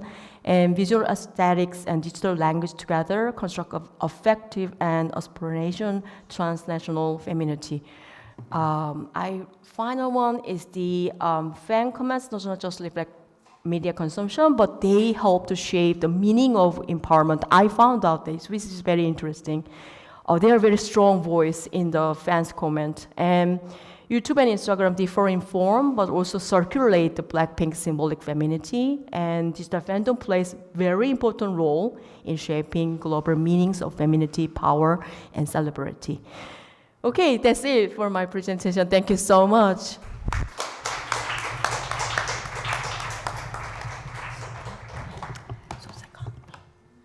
Thank you very much, Hyunhee, for such an interesting presentation. I remember that we will save all questions at the end of the 3 presentations. And now, let's move on to our second speaker, that is Somin Chung from Sapienza, University of Rome. So, finally, a university name I can pronounce with absolute confidence. Okay, yes, perfect. Somin Chung is currently serving as a tenure-track researcher in Korean language and civilization at the Italian Institute of Oriental Studies in Sapienza University of Rome here in Italy, where she teaches Korean literature and Korean language. She holds a PhD in social studies education and a master's degree in Korean language education as a foreign language from Hyunhee University in South Korea. Her research interests span Korean language pedagogy, Korean literature, and multicultural education. The title of her presentation today is The Narrative of Saju Palja, Analyzing Korean Oral Literature with Digital Humanities. So, we are listening to you. Thank you. Thank you for the introduction. I'd like to present my presentation in Korean because Yeah, I really eager to speak in Korean. Usually I teach in English in my class, so I just want to talk in my mother tongue. 지금 제가 이제 발표할 주제는 그 사주팔자에 대해서인데 아마 여러분 사주팔자를 혹시 사주 보신 적 있으신가요? Have you ever been trying 사주팔자 interpretation? Yes, yes. 오케이. 저는 이제 이 사주팔자에 대해서 처음에 문제의식을 이제 갖게 된 거는 제가 개인적인 이제 호기심에서 사주팔자에 대해서 지금도 공부를 하고 있는데 2년째 이거를 공부를 하고 있어요. 그런데 그 처음에 공부를 시작했던 계기는 굉장히 개인적인 호기심에 불과했는데 실제로 제가 이게 어떤 원리에서 이렇게 해석이 되는 건지에 대해서 굉장히 개인적으로 궁금했고 그걸 공부하다 보니까 이 나름대로의 논리를 가지고 있고 이게 굉장히 우리가 지금은 미신이라고 많은 사람들이 이야기를 하지만 그 미신 믿고 말고의 문제를 떠나서 이 나름대로의 문화적인 합리성을 가진 문화적인 실천이라고 저는 생각을 하고 이것에 대해서 좀 연구를 하고 싶다. 그래서 요즘에는 지금 이 팔자 그런 운명에 대한 개념이라든지 세계관이 한국 문학에서 어떻게 드러나고 있는지를 이제 연구를 시작을 하게 됐는데 이번에 이 시에나 대학교에서 그 디지털 방법론을 이용해서 학회를 한다고 해서 열심히 고민을 한 끝에 한번 이쪽으로 연구를 해보자. 새롭게 지금 제가 그 디지털 이 방법론을 저는 원래 질적 연구자라서 디지털 방법론에 대해서 시도를 해본 적이 없었었는데 이거를 위해서 계속 그 방법론을 공부를 하고 몇 달 동안 그 파이썬을 어떻게 하고 이거를 또 막 공부를 했어요. 인터넷 강의를 들으면서 공부를 하고 그래서 지금 이렇게 연구를 좀 이제 진행을 해봤는데 또 굉장히 흥미로운 결과가 나왔다 생각합니다. 지금 이제 제가 이 연구를 시작하는 이제 관점 자체는 그 어떤 사회 약간 문화 인류학적인 관점에서 이제 팔자를 보는 것인데 어떤 사회 내에서 어떤 관행이 우리가 봤을 때 굉장히 비합리적으로 보이더라도 실제로 그 관행이 오랫동안 지속이 되었고 그 문화 자체 내에서 어떤 메커니즘으로 작용을 한다면 그것을 연구할 가치가 충분히 있다. 문화 인류학적인 관점에서 저는 이 팔자를 바라보고 있고 단순하게 우리가 뭐 국수를 먹는다와 같은 수준의 관용어로 그치지 않는다고 생각을 해요. 팔자에 관련된 표현들이 굉장히 많지만 이것은 그냥 관용어의 수준으로 그친다기보다는 어떻게 보면 우리가 삶을 재해석하는 메커니즘으로 작용을 하기 때문에 일종의 저는 문화적 실존으로 보고 이것을 한국의 문화라든지 한국인이 가지고 있는 세계관, 운명관을 이해하는데 굉장히 키워드가 된다고 생각하기 때문에 이 부분을 이제 학술적인 측면에서 바라보고자 합니다. 실제로 그 사주팔자 해석 같은 경우는 조선시대에는 굉장히 그 사회적인 합리성을 가진 관습이었는데 실제로 이 실록에 보면은 정조가 세자빈 간택 과정에서 최종 후보의 사주를 국복에게 묻는 장면이 실록에 기록이 되어 있습니다. 이처럼 이제 사주팔자 해석이 조선시대에는 굉장히 사회적으로 합리성을 가진 관습이었지만 이제 근대성이라는 개념이 도입되고 또 이후에 발전주의 이 속에서 이게 비합리적인 미신으로 이제 격화되고 2000년대 초반에 이르러서야 현재 일부 대학에서 관련 학과가 개설이 되면서 학문적인 연구 대상으로 인식이 되기 시작했고 최근에는 박사 논문도 나오고 이제 관련된 연구들도 진행이 되고 있죠. 실제로는 이 영역이 연구 대상으로서 인식되기 시작한 역사는 오래되지 않는다고 할 수 있습니다. 특히 한국에서.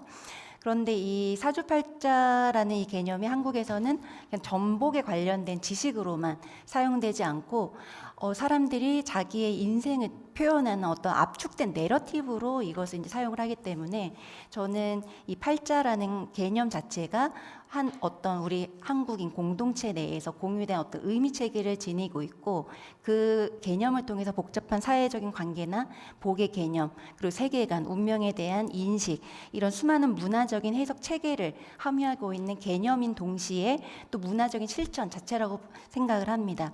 그런데 문제는 이런 실천들이 굉장히 개인적인 수준에서 지금까지 이루어졌기 때문에 이것을 연구 대상으로 또 하는 데는 좀 한계가 있다고 생각을 했고, 저는 그런 측면에서 이 구비 문학을 연구를 하려고 이제 했는데, 왜냐하면 지금 이정혜 선생님이 최근에 냈던 논문에서 그 팔자를 한국의 문화 핵심으로 보고 생애사 분석을 통해서 팔자가 개인의 경험 속에서 어떻게 해석되고 서술되는지에 이제 주목을 한 연구인데요.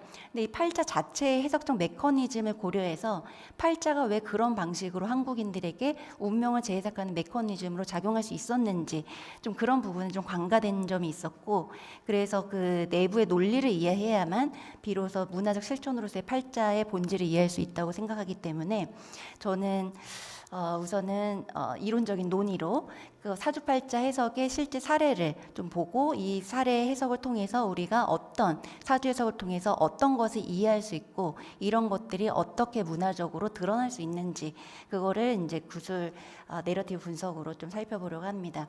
그래서 여러분들께서 지금 잘 아시다시피 뭐 훈민정음 같은 경우도, 지금 이 훈민정음을 여러분 다 읽어보셨겠지만 세종대왕이 이것을 이제 그 집현전 학자들과 이 훈민정음 관련해서 그 책을 쓰실 때 여기에 들어간 기본적인 철학이 음양오행의 철학이잖아요. 뭐 그 기역, 니은, 자음을 창제하고 초성자를 창제하고 중성자를 창제하고, 그리고 그것들을 그 논리를 설명한 그 모든 기본적인 원리가 음양오행의 철학인데, 그 음양오행의 철학 자체는 성리학의 기본적인 원리이기 때문에 어떻게 보면 굉장히 철학적으로 전략적으로 접근을 한 것이죠. 왜냐하면 양반들이 성리학을 그 신봉했던 양반들은 훈민정음 창제를 반대했기 때문에 그들을 설득하기 위한 하나의 전략으로서도 그 음양오양이 선택됐다고 볼 수 있고, 또 실제로 그 중국의 영향을 많이 받았던 동아시아권에서는 음양오양 철학 자체가 굉장히 낯설지 않은 개념인데, 한국만큼 이것을 드러내놓고 이렇게 뭔가 문화적인 결과물로 만든 나라는 많지 않다는 생각이 들어요. 이 한글 창제뿐만 아니라, 훈민정음 창제뿐만 아니라 태극기만을 봐도 태극기 자체만으로도 그 음양오행의 철학, 기라든지 태극, 성리학의 정말 핵심적인 개념들이 농축돼 있는 어떤 상징이라고 할 수 있는데, 그런 점에서는 굉장히 한국의 문화의 좀 근간을 좀 이루고 있는 부분이 아닌가라는 생각이 들고, 이 사주 해석 자체도 이 음양오양 철학의 근거를 이제 하고 있는데요. 하나의 이제 좀 예시를 들자면, 이 사주팔자 해석은 출생한 연도나 월이나 일이나 시를 연주, 그 월주, 일주, 시주라는 4개의 기둥으로 변환을 해서 각각의 주가 청간, 지지 2글자로 구성이 되기 때문에 총 8개의 글자가 만들어지고, 각각의 4개의 기둥에 8개의 글자, 그래서 사주팔자라는 이름이 붙었습니다. 그래서 지금 하나의 예를 보시면은 1984년 12월 26일 22시에 출생한 남자의 사주 명제 사례를 보면 이렇게 연주, 월주, 일주, 시주를 갑자, 병자, 갑오, 을해로 이렇게 변환을 할 수 있고요. 그래서 지금 사주 해석에서 중심이 되는 것은 일주, 천간의 일주인데요. 이것을 일간이라고 하고, 이 일간을 그 사주 명제의 주인으로 봅니다. 그리고 태어난 환경은 그 월을 위주로 보기 때문에 월주의 지지를 보는데요. 지금 이 사주의 명조는 일간이 갑으로, 갑이라는 것은 그 양해의 목이고요. 동지와 이춘 사이인 자축품에 태어났고, 이 사주 명조는 동지와 이춘 사이에 태어났지만 그 오행 중에 금의 글자를 지금 천간과 지지에 전혀 가지고 있지 않아요. 그래서 이 지금 사주에서는 이 사주 지금 이 자축품에는 계수당령이 지금 이 사주를 지금 지배하는 당령이라고 할 수 있는데, 이 계수를 보존할 수 있는 음해토인 기토가 또 부재하기 때문에 계수의 기운을 보존하기도 힘들고 금생수가 되지 않아서 그 계를 또 청정하게 만들기도 어려운 상황입니다.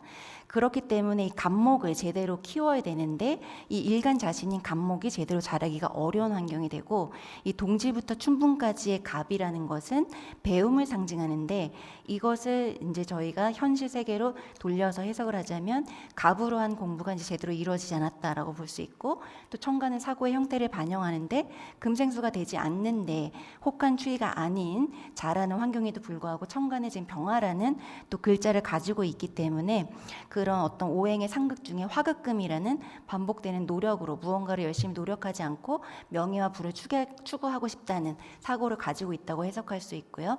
또 한편 육신이라는 것으로 또 이렇게 볼 수도 있는데 이 오행의 상수상 관계를 인간관계로 치환해서 해석하는 건데요.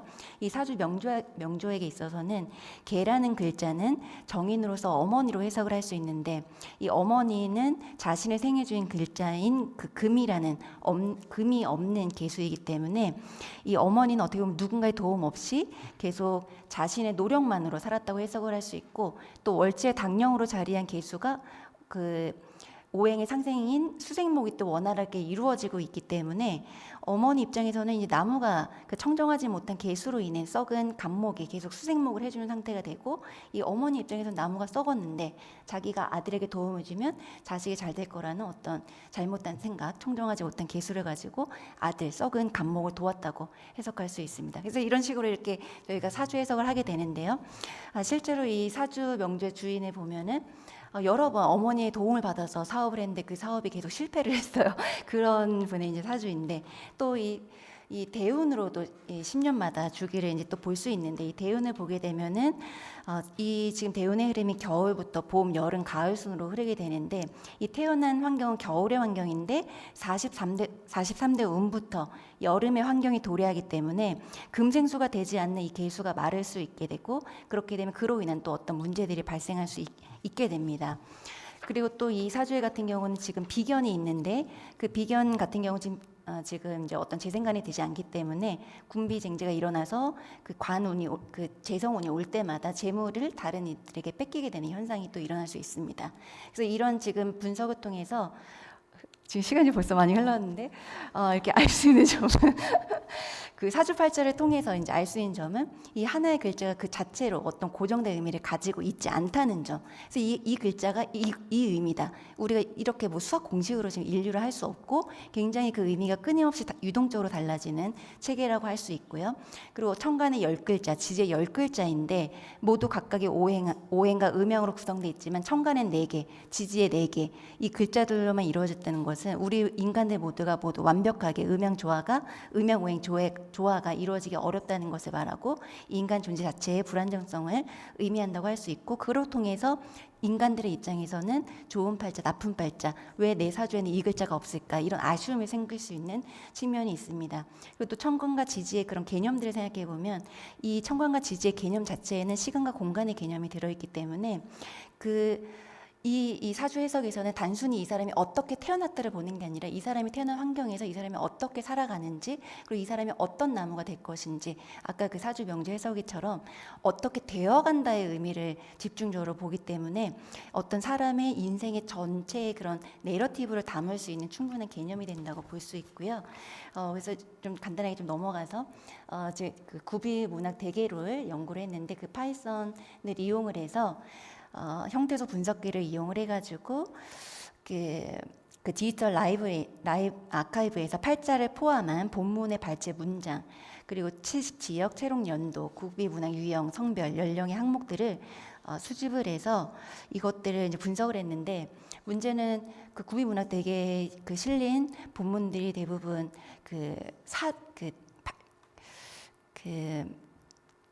방언으로 좀 기록이 되어 있기 때문에 그것들을 또 전처리하는 과정에서 좀 시간이 많이 오래 걸렸었고요. 그래서 그런 부분들을 매핑 처리를 해서 방언을 표준어로 좀 치환을 하고 그리고 또 뭐 불용어 처리라든지 이런 것에 걸쳐서 총 이렇게 1033개의 텍스트를 수집을 했고 각각의 수집된 것들을 공기어 분석을 통해서 이 팔자라는 어휘가 각각의 장르별로 어떻게 나타나고 있는지를 좀 분석을 해봤습니다. 그래서 무가의 형태에서는 이렇게 워드 클라우드로 형태들을 보면 무가와 미녀와 설화의 형태에서 각각의 팔자와 관련된 공기어들이 어떤 단어들과 나타나고 있는지 좀 살펴봤고요.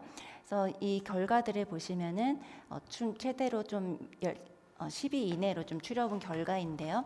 지금 좀 간단하게 빨리빨리 좀 넘어간다면 그 무가 같은 경우는 좀 흥미로웠던 점은 우선은 무가에서는 뭐 좋다라든지 사주 이런 것들이 좀 높은 빈도를 차지를 했는데 지금 여기 예를 보면 특히 무속적 세계관에서는 이제 어떤 명리학적인 기호가 사주의 개인의 운명을 설정하고 진단하는 기제로 작동을 하고 있는 것을 알 수 있었고요. 그리고 또 하나 좀 흥미로웠던 점은 이 나무하고 팔자가 결합하는 증상들이 양상들이 있었는데 저는 이제 이렇게 빈도를 보고 이것을 또 질적으로 텍스트를 다시 또 읽어보면서 또 질적으로 좀 연결지어서 분석을 해봤는데요. 이것들을 봤을 때는 어떤 무가에 녹아든 불교의 색채라든지 그런 또 나무에 대한 추상적인 그런 운명론이 자연물에 투영이 돼가지고 물질화되는지 운유화되는 측면들을 볼 수 있었고 또 하나 이 부분은 좀 굉장히 흥미로운 부분인데 실제로 이 제주도 무가에서는 그 무가를 시작을 할 때 그 무당이 그 신을 불러오기 위한 어떤 의례로 그 자신의 선배 무당들의 운명 그 팔자에 대해서 이렇게 막 이야기를 해요. 그래서 그런 장면들을 봤을 때 이 장면들을 통해서 그런 무당 자신조차도 이 인간뿐만 아니라 무당이나 어떤 신령조차도 전생에 업보나 그런 팔자를 짊어진 존재로 인식을 하고 이것들은 어떤 고통받는 인간, 무당 그리고 신격이 서로 기관 운명을 공감하고 위로하면서 제2로 나가는 정서적 연대의 기제로 좀 해석할 수 있겠다라고 생각을 했고요. 그다음 또 하나는 이제 팔자가 유의미한 공기어로 자식이 나타나는 경향을 볼 수 있었는데 인간적인 관계로 그 매개로 해석이 되고 형상화되는 것을 살펴볼 수 있었습니다. 그다음에 이 장면은 굉장히 좀 저는 인상 깊게 봤었는데 이 빈도가 높게 나타난 장면은 아니었지만 이것을 보시면 이 장면에서는 이제 그 조상거리라는 것은 무당의 몸을 통해서 구슬 의뢰한 산자하고 죽은 조상이 직접 대면하는 의례인데 이 과정에서 지금 여기 보시면 이제 망자가 이렇게 건네는 말이죠. 팔자가 왜 이리 험하노 이 말에 그 의뢰자가 그냥 그 한마디에 눈물을 흘리는 거예요. 그 짧은 그 발화 속에 이 개인의 삶뿐만 아니라 그 형제들을 고단했던 가족사가 그냥 팔자가 왜 그렇게 험하냐 이 한마디에 모두 압축돼 있는 거죠. 이것은 그 팔자라는 개념 자체에 개인의 인생 전체를 담아내는 시공간의 기호가 내재돼 있기 때문에 어떤 압축적인 서사로 작용할 수 있지 않은가라고 보았고요. I think I finished my time. Okay, 4 minutes. Okay. It's okay. 이제 민요로 좀 넘어가면 이제 민요에선 또 다른 측면이 나타났는데 가장 좀 빈번하게 공개한 어휘는 이제 좋다, 뭐 사람, 답답, 홍두깨, 방망이, 뭐 같다, 되다, 뭐 고대강시 이런 단어들이었는데 뭐 답답하고 신세 관련한 그 단어들을 이제 좀 보니까. 이 뭐 배틀 노래라든지 이런 부분들은 뭐 예전에 배를 짜는 일이 여성에게 중요한 노동이었기 때문에 자연스럽게 전승이 되었지만 오늘날에는 잊혀져 가고 있는 민요가 되고 있는데요. 지금 뭐 고달픈 현실을 벗어나지 못하는 어떤 절망감을 신세와 팔자의 독립선상에 놓고 병치를 하고 있습니다. 그래서 민요에서는 무가에서와는 다르게 개인의 어떤 그런 신세를 한탄하는 측면에서 이제 팔자가 좀 활용되는 것을 볼 수 있었고 또 두 번째로는 이제 좋다와 사람이 좀 높게 나타났는데 이거는 개인 자신의 긍정적인 상황을 의미하는 것이 아니라 타인의 삶과 자신의 처지를 극적으로 대비시키기 위한 어휘로 선택이 됐고 그 중에 특히 좀 인상 깊은 어휘는 상징적인 어휘는 고대광실이라는 어휘인데요. 이제 여기 보시면은 그 퀴즈나 칭칭난의 3번과 4번 텍스트에 보시면 30년의 격차를 두고 있고 다른 지역임에도 불구하고 동일한 그런 고정구가 계속 지금 전승이 되고 있는 것을 알 수 있는데 이 고대광실이라는 표현이 어디서 나타났을까 이걸 좀 보니까는 흥부전에서 나타나지 않았나라고 저는 지금 좀 추측을 하고 있는데요. 흥부전에 보시면 어떤 사람 팔자조와 여기 그대로 이렇게 이 지금 고정구가 민요의 그런 갑장 방식으로 후렴구랑 결합이 돼서 이게 좀 고정구로 굳어지지 않았나라는 좀 추측을 해보고요. 그다음 또 하나 좀 흥미로웠던 점은 이제 홍두깨 방망이하고 연결이 되는데 이 홍두깨 방망이라는 것은 무엇이냐면 홍두깨는 그 마른 빨래를 다듬기 위해서 두들기는 데 쓰는 방망이를 의미하는데 주로 단단한 나무에 속하는 박달나무를 깎아서 만들었습니다.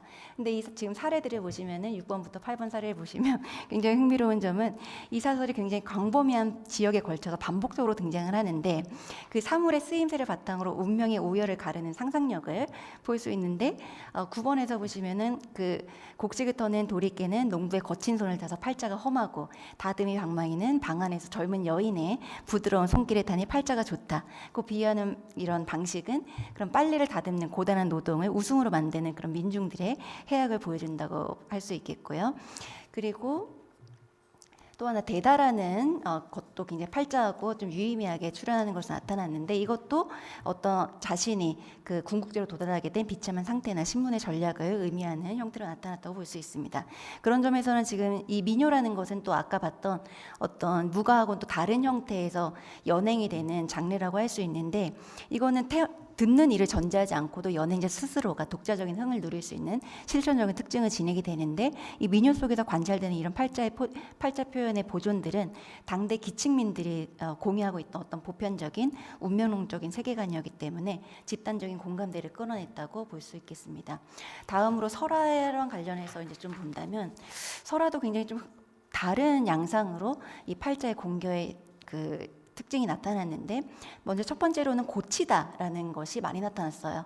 그 고치다라는 것은 어떻게 보면은 인간의 의지나 특정 계기를 통해 바꿀 수 있다라는 것으로 인식이 되는 것인데 좀 여러 가지 타입이 나타나는데 첫 번째 타입으로는 그 모티브가 그냥 우연한 횡재에 따른 것이 아니라 유교적인 윤리 의식이라든지 도덕적인 인과응보관하고 관련이 돼서 해석이 되는 측면이 또 하나 나타났고 그 다음에 또 하나는 여기 이 화자들의 그 연행을 보시면은 이 유교적 관점 외에도 하층민이 사회적이고 경제적인 처지에서 벗어나기 위해서 굉장히 지극히 현실적이고 전략적인 계산에서 이 팔자를 고쳐보자 하는 어떤 자신의 다짐을 위해서 현실주의적인 삶의 태도를 보여주는 측면도 있었고요. 그럼 또 한편으로는 여기 이 세 번째 사례를 보시면은 어떤 탐욕이나 경솔함, 인내심 부족으로 인해서 그런 팔자를 고칠 수 있는 기회를 놓치는 서사 역시도 확인이 됐는데 운명 개척의 가능성을 열어두면서도 유행을 경계하는 운명관을 보여준다라고 할 수 있겠고요. 그다음 두 번째는 사람과 대다라는 것에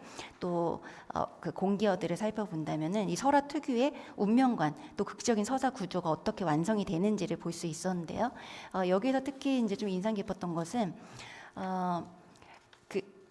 여기 좀 간단히 좀 넘어가고 이 부분을 좀 보시면 이 호식 관련해서 좀 보시면은 이 부분이 특히 이 팔자의 중요한 특징을 이야기를 주는데 이 설화 속에서 운명은 전복가나 어떤 중의나 타인에 의해서 해독되고 구체적인 언어로 선고되는 순간 이야기의 핵심 동력으로 기능을 하는 것을 알 수 있었고 그 순간 팔자가 누구의 입을 통해서 진단되고 발화되는 그 순간에 주인공이 그 팔자를 대면하고 내가 이걸 고쳐야 된다는 어떤 구체적인 서사적인 과제로 실현이 되면서 능동적인 서사로 발전하는 것을 이제 설화에서 발견을 할 수 있었습니다. 그래서 이상으로 이제 보면은 그런 역동적인 운명관 각각의 장르별로 지금 팔자와 관련된 공기어들의 그 양상이 굉장히 다르게 나타나는 것을 살펴볼 수 있었는데 특히 저는 주목하는 점은 어떤 역동적인 운명관에서 사주팔자 해석이 지니는 좀 진정한 가치하고 연결을 지어서 좀 생각을 해보고자 합니다. 그래서 앞으로도 이 영역을 좀 더 계속 진행을 해보려고 해요. 제가 시간상 앞에 너무 시간을 끌어서 뒤에 너무 이렇게 빨리빨리 말을 하느라 좀 발표가 갑자기 성급하게 끝난 느낌이 있는데 여기까지 하겠습니다. 감사합니다.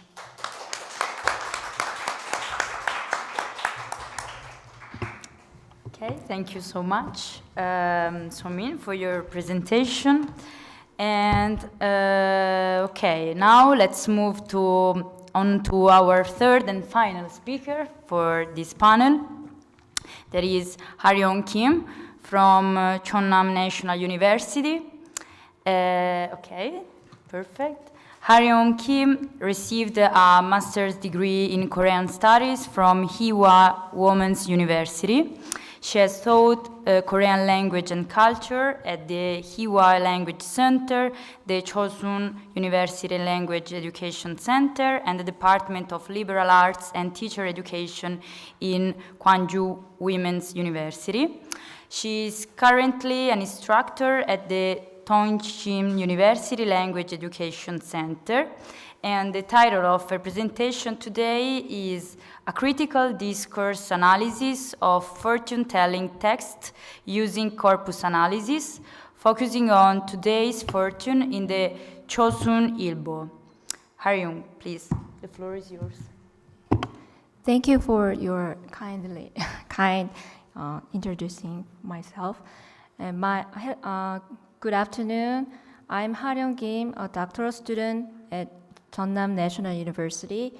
Today, I will present my research titled Critical Discourse Analysis of Fortune-Telling Text Using Corpus Analysis, The fortune-telling text discussed here refer to today's fortune provided by 조선일보, a representative newspaper in Korea. 조선일보's today's fortune, like typical Korean fortune-telling text, is structured to explain daily fortunes based on Oriental zodiac signs and birth years. It consists of short phrases of 3 to 6 other word segments. Recently, consumption of these texts by the MZ generation has been increasing through newspapers, portal sites, and mobile apps. Although many people share the same zodiac sign and birth year, readers tend to accept this message as personalized advice for themselves.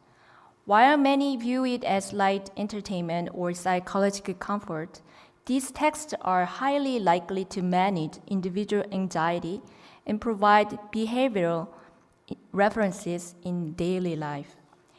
In this regard, today's fortune can be seen as exercising influence not only on individuals but also on society. Particularly, when provided through mainstream media with long history and high credibility like 조선일보, it can function as a discourse that intervenes in readers' perception of a reality rather than just simple advice. So this purpose of this study aims to conduct a critical discourse analysis of 조선일보's today's fortune text through the first dimension of Fairclought's three-dimensional model. I intend to reveal linguistic patterns using corpus analysis. As Chung, we encounter easily but accept without a critical eye, it is necessary to examine whether it persuaded readers through specific linguistic strategies. Therefore, this study aims to microscopically analyze the text through Fairclough's CDA. Critical discourse analysis focuses on analyzing, understanding, and explaining inevitably complex social phenomena rather than exploring linguistic units for their own sake. Fairclough's discourse analysis is divided into 3 dimensions. The text dimension first one is the text dimension. It's focusing on the former properties and linguistic analysis of the text. The second one is discourse practice dimension. It focuses on the relationship between text and interaction, interpreted in relation to production and consumption processes. Third one, the social cultural practice dimension. It focuses on the relationship between interaction and social context, including social structures and institutional situations. So there are critical perspectives on fortune-telling. Adorno revealed the social-political implication of astrology, which was previously ignored by academia. He analyzed the Carol Wright's astrology column in the Los Angeles Times as a case of a critical analysis of American popular culture. He critiqued that astrology, while appearing to provide rational advice, actually makes individuals accept social irrationality as fate and conform blindly. He also stated that astrology columns stimulate readers' anxiety while simultaneously providing ways to alleviate it. To keep readers seeking help, a level of a mild terror must be maintained, but threats are kept minor so as not to alienate the reader, creating a smoothing suggestion that all will be well.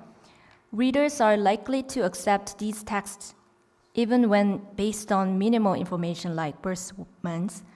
Experiments have shown that people accept zodiac fortunes more actively as truth when they are required to provide more specific information like year, month, and day of birth. Other studies include the Foro effect, the relationship between astrology and self-concept, and how dependency on increases during high stress or crisis. So there are 4 questions, research questions. First one, how does the pattern of overwording appear in the lexical analysis? Second one, what are the patterns of the collocation relationships in the lexical analysis? Third one, what are the characteristics of a modality in sentence endings within the grammatical analysis? Fourth one, how does the nominalization strategy manifest in the grammatical analysis? So this is data and methodology. A small-scale corpus was built by organizing 조선일보 Today's Fortune text from January 1st to December 19th, 2025 into Excel. The total number of cases to 27,534 within 131,860 others.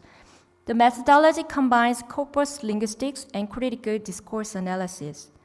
Angtkongt was used for high-frequency vocabulary and collocations, and Excel was also used for sentence final modalities, and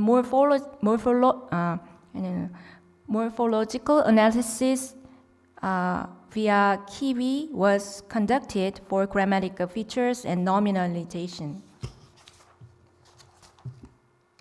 So here are my research results. First one, first, lexical analysis. The most frequent words was mara, which means do not, followed by words typically found in sentence endings like 듣, 없다, 수도, and 있다. This confirms that 조선일보 frequently presents prohibition or taboo using mara.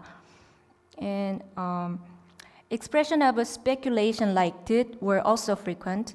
수도 was used in the form of 을 수도 있다, with 있다 often omitted to express possibility. 수 also implies possibility or speculation when connected to 수 있다 or 수 없다. And for mara, the form 지 마라 was most common alongside noun plus 마라 or noun plus 은는 마라, noun plus 도 마라. The form 으려고 마라 was also found in indicating provision against certain intentions. So for example, 수락과 승낙 가볍게 하지 마라. Do not be too quick to accept or give your consent. And number 3, 모든 이에게 맞추려 마라. Stop trying to please everyone. Or number 2, 어려움이 있어도 이겨낼 수 있으니 걱정 마라. Noun plus 마라. This form is like this. And for 듣, the form 을듯 was most common with 하다 omitted.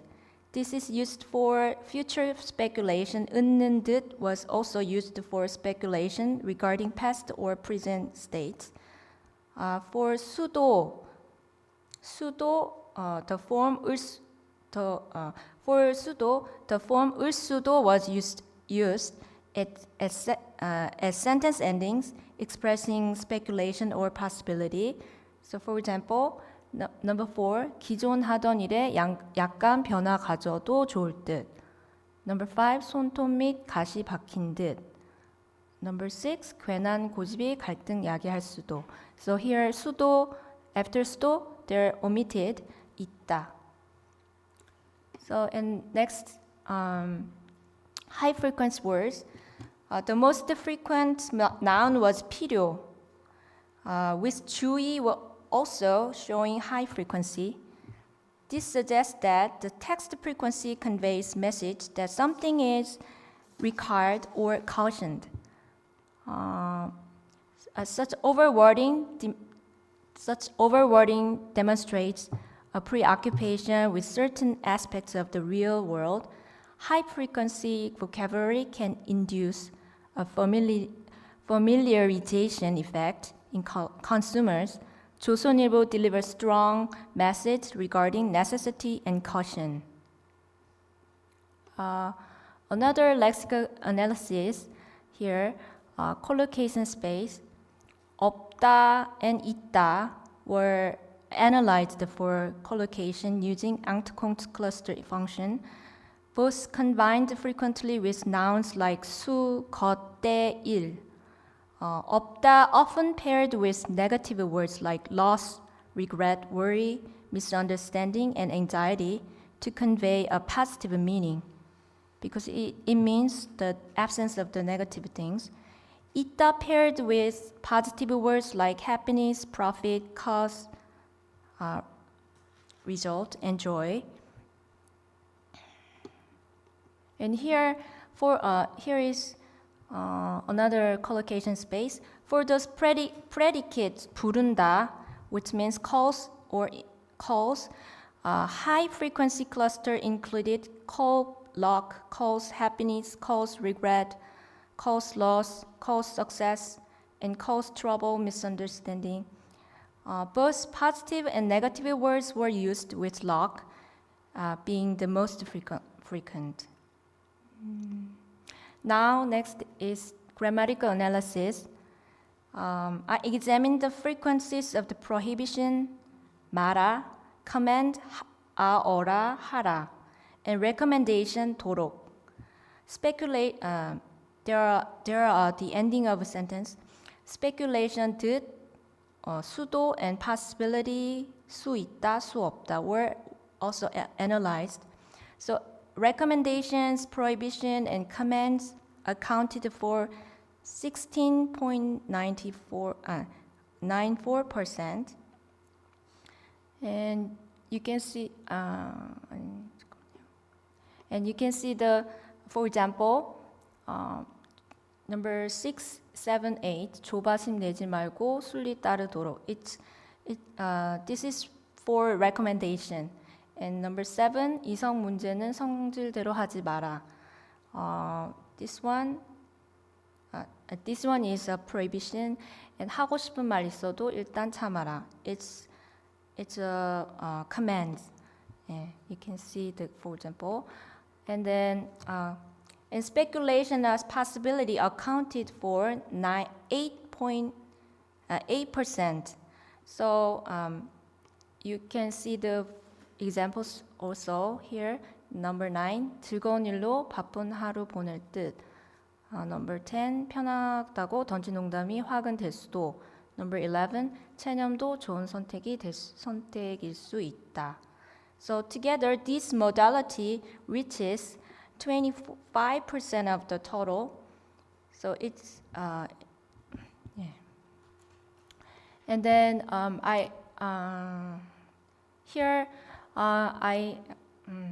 the second result for grammatical analysis is nominalization. Nominalization at sentence ending appeared in 35% of the total cases. Words like 필요, which means necessity, 주의, which means caution, 상책, best, which means best policy, and 조심, which means care, were positioned at the end of the sentences. This serves the genre's need for brevity, but also hides an intention to deliver a decisive meaning. So 필요 combined it with various words, 배려, 정성, 안정. 주의 was limited to disease, 질병, 사고, which means disease, accident, and 관계, relationship, often with intensifiers like. Also, it was connected with intensifiers like absolutely or especially. So and I also examined. Sorry, here. I also examined got pop about got pop, pop and also and pop and 마련 were used in structures like 은는 법, 기 마련. So here you can see the examples. Number 14, 져주는 게 이기는 것. Number 16, 도도한 강물은 조용히 흐르는 법. Number 18, 좋은 충고는 항상 무시되기 마련. So these are one of the patterns of the nominalization. So media headlines use nominalization to create authoritative meanings, reduce details, or reconstruct reality by removing the agent. So also high frequency these 웃는 것, 웃는 법, 기마련, like these words, these often mimic proverbs to create. These were used to create a true effect, making the message feel like a universal truth. So this study is significant for building a corpus of corpus of newspaper fortune-telling text and analyzing linguistic features from a critical perspective. Applying corpus linguistic to CDA is another major contribution, but there are some limitations. Only one media, 조선일보, was examined, and data on how readers actually interpret the text was not included. So from now on, we need interdiscursive analysis, including actual reader interpretations, long-term tracing of vocabulary to explore changing social values, and comparative studies with other major daily newspapers. Thank you very much for listening.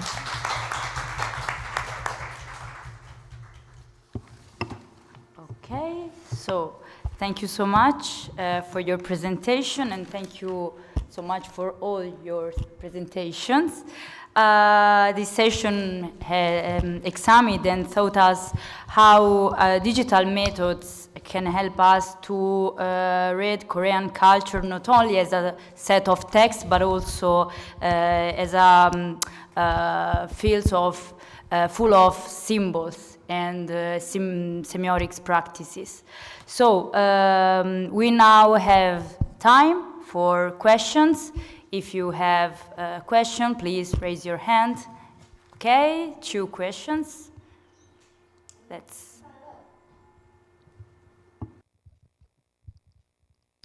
제가 이 교수님에게 질문을 드리고 싶어요. 네.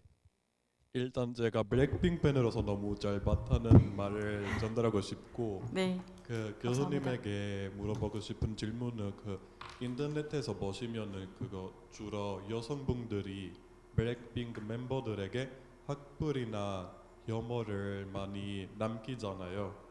그 교수님에게 어떻게 생각하시는지 뭘 남긴다고요? 학벌이나 악플. 악플. 악플이요. 근데 다른 그 그룹 멤버들을 더 좋다고 하면서 하는 그런, 네, 저도 그 코멘트를 보기는 봐서 막 그걸로 조금 서로 막 약간 싸우는 약간 그런 것도 네, 좀 맞아요. 네네네 있어서 사실 그거는 근데 팬덤끼리 싸우는 거는 뭐 블랙핑크뿐만이 아니라 모든 K-팝 그룹에 다 적용이 되는 것 같습니다. 일단은 제가 코퍼스 만들 때는 그런 것들은 다 좀 뺐고요. 네. 그리고 그러니까 이게 딱 2가지인 것 같아요. 블랙핑크 팬들은 자, 우리 뭐 이 뮤직비디오를 몇 뷰로 만듭시다. 렛츠 만듭시다. 막 약간 렛츠 메이크 막 이런 게 있고요. 그 뭐 다른 그룹 좋아하는 분들이 막 오면 막 좀 약간 싸우는 분위기가 있기는 확실히 있긴 있더라고요. 네. 근데 이거 어떻게 해야 할지 참, 네, 어떻게 보면 팬덤감의 문제니까요. 굉장히 좀 민감한 문제인 것 같습니다. 네. 네. 감사합니다. 감사합니다.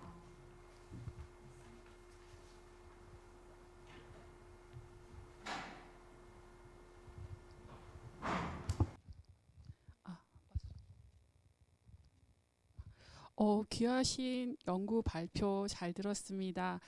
먼저 김하령 박사님께 질문을 드리고 싶은데요. 언어학적으로 코푸스의 자료 연구를 이제 언어학적으로 하셨는데요. 왜 조선일보를 데이터 분석의 대상으로 하셨는지, 신문은 여러 가지 신문이 있습니다.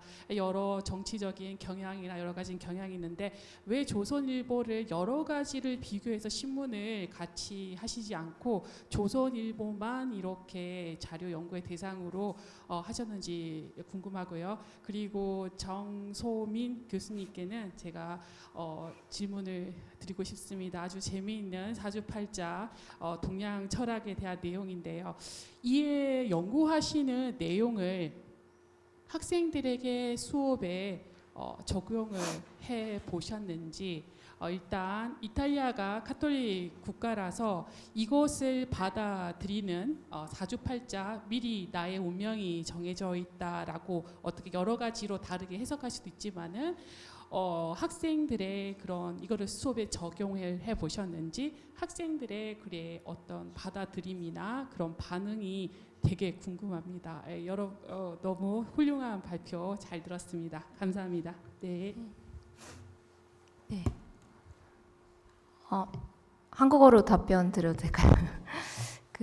조선일보를 하게 된 것은 먼저 제가 사실 이것을 한 학기 과제로 시작을 하게 됐습니다. 그래서 이제 근데 이 코퍼스를 만들어야 되는 상황이었거든요. 그러니까 운세 텍스트에 대한 코퍼스를 제가 스스로 만들어야 되는데, 제가 1년 동안에 운세 코퍼스를 만들려고 할 때 사실은 좀 제일 만들기 좀 쉬운 그런 부분이 있었어요. 조선일보가 이렇게 좀 붙여 넣기가 좀 편한 그런 것도 있었고, 사실은 제가 그 전에 연구한 것 중에서 조선일보와 이제 그때는 이거와 다른 주제긴 하지만 조선일보와 또 경향신문 이렇게 비교하는 거 했었는데, 사실 그런 이제 꼭 조선일보가 아니어도 경향신문을 할 수도 있고 다른 신문도 할 수 있는데, 조선일보가 좀 어느 정도 약간 보수적인 일간지라는 생각도 있고, 또 우리나라에서 어느 정도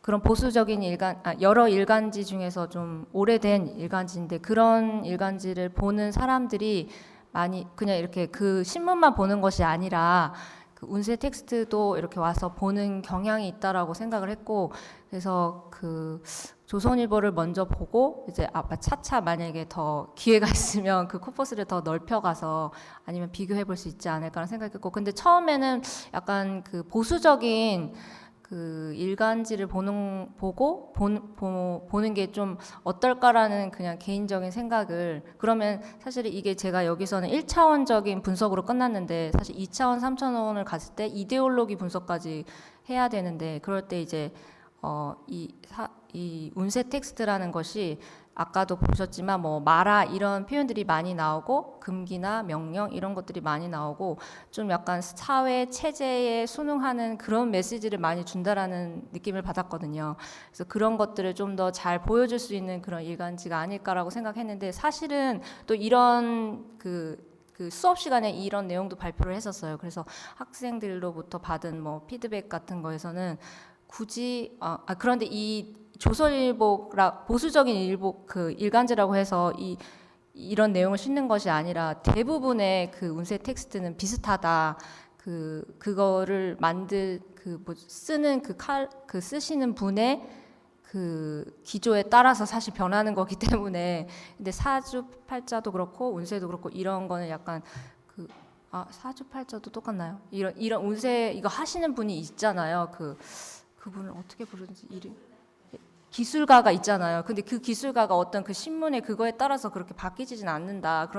저도 그런 피드백을 받기는 했거든요. 그래서 그런 거 받으면서 그렇구나라고 생각하면서도 이제 제가 이데올로기 분석까지 생각을 하다 보니까 뭐 이런 거랑 좀 연결을 하면서 조선일보로 먼저 시작을 하게 됐습니다.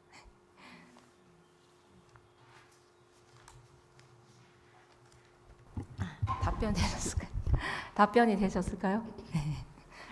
네, 질문 감사합니다. 안 그래도 지금 제가 작년에 그 또 사주팔자 관련해가지고 병강세가의 그런 팔자의 개념이 이제 어떻게 드러나고 있는지에 대해서 간략하게 연구를 하고 그걸 관련해서 약간 특강식으로 학생들한테 한 시간 정도 강의를 한 적이 있었는데 그때 학생들이 이제 썼던 보고서 물론 많은 학생이 오진 않았었지만 거기에 들었던 이제 학생이 보고서 썼던 내용 중에서는 우선은 이런 음양오양의 개념들 그런 핵심적인 철학들에 대해서 잘 몰랐었고 이것들이 어떻게 한국 문화 속에 스며들어 있는지 그거를 이해하는 데 굉장히 도움이 많이 됐다라고 하더라고요. 그래서 학생들에게도 저는 이 부분을 좀 교육을 할 필요가 있지 않나라는 생각이 들어요. 지금 제가 또 국어사도 이번 학기에 가르치고 있는데 훈민정음도 교육을 하다 보면은 그 본문을 읽다 보면 음양오양 철학이 너무나 깊숙이 들어가 있고 그런 부분들 학생들이 잘 이해하기 좀 어려운 개념들이에요. 근데 그런 부분들을 좀 철학적으로 좀 쉽게 풀어서 좀 관련지어서 교육을 하면 좋겠다라고 생각은 하고 있습니다. 네.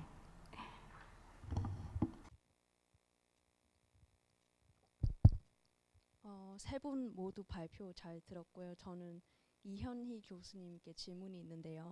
네. 이제 제 질문은 이제 뭐 이렇게 제가 언어를 이렇게 코퍼스 뭐 이런 쪽은 전혀 모르고 제가 발표 들으면서 들었던 생각은 이제 이 사람들이 댓글을 남기고 이 사람들 댓글에서 어떤 단어들이 주로 등장을 하고 어떤 감정이나 어떤 뭐 admiration 이런 것들이 나타나고 이렇게 했을 때 제가 궁금한 거는 이게 어떤 그냥 이제 이 뮤비를 보고 걸 파워를 느끼고 뭐 퀸스가 되고 이런 거를 이제 소비하는 데서 그치는 것인지 아니면 여기서 더 나아가서 뭔가 가부장적인 뭐 시스템에 대한 비판으로 나아간다든지 이게 그냥 대중문화를 소비하거나 아니면 어떤 이미지에 대한 그런 감상을 떠나서 그 이후에 뭔가 다른 거를 하려는 그런 움직임 같은 것이 있었는지 궁금해요. 네, 읽다 보니까 제가 열심히 팬분들의 그런 코멘트를 읽다 보니까 우리 편지를 쓰신 분들도 있어요. 블랙핑크한테 정말 어둡고 어려운 시기를 이렇게 다 견디고 힘을 내서 이렇게 될 수 있게 해줘서 너무 고맙다랄까 완전 긴 막 그런 이메일도 있고요. 그러니까 그런 코멘트도 있고 그리고 약간 그런 코멘트를 하면서 사람들이 또 코멘트를 달잖아요. 그러면서 약간 그런 어떤 서큘레이션이 확실히 있는 것 같아요. 이렇게 난 느꼈어. 블랙핑크 너무 고마워. 땡큐도 많이 나왔잖아요.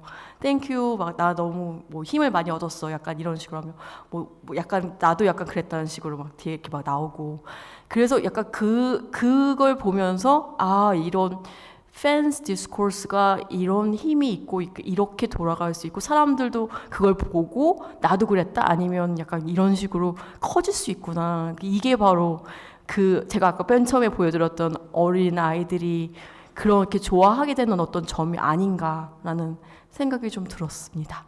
네, 근데 아마 제가 나중에 그러니까 일단 이 연구를 한 다음에 느낀 거는 더 약간 예를 들면은 뭐 제니 개인곡이나 솔로곡이 있잖아요. 아니면 리사 곡도 그렇고 워먼에 대해서 얘기하는 것들이 있잖아요.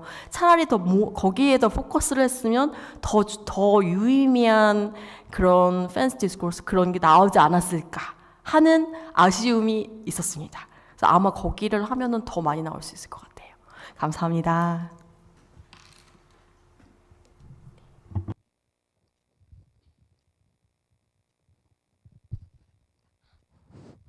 발표 잘 들었습니다. 저는 정소민 교수님께 질문 드리고 하나 싶습니다. 특별히 설화에서 팔자를 고친다는 표현이 많이 나타나고 있다고 말씀하셨는데요.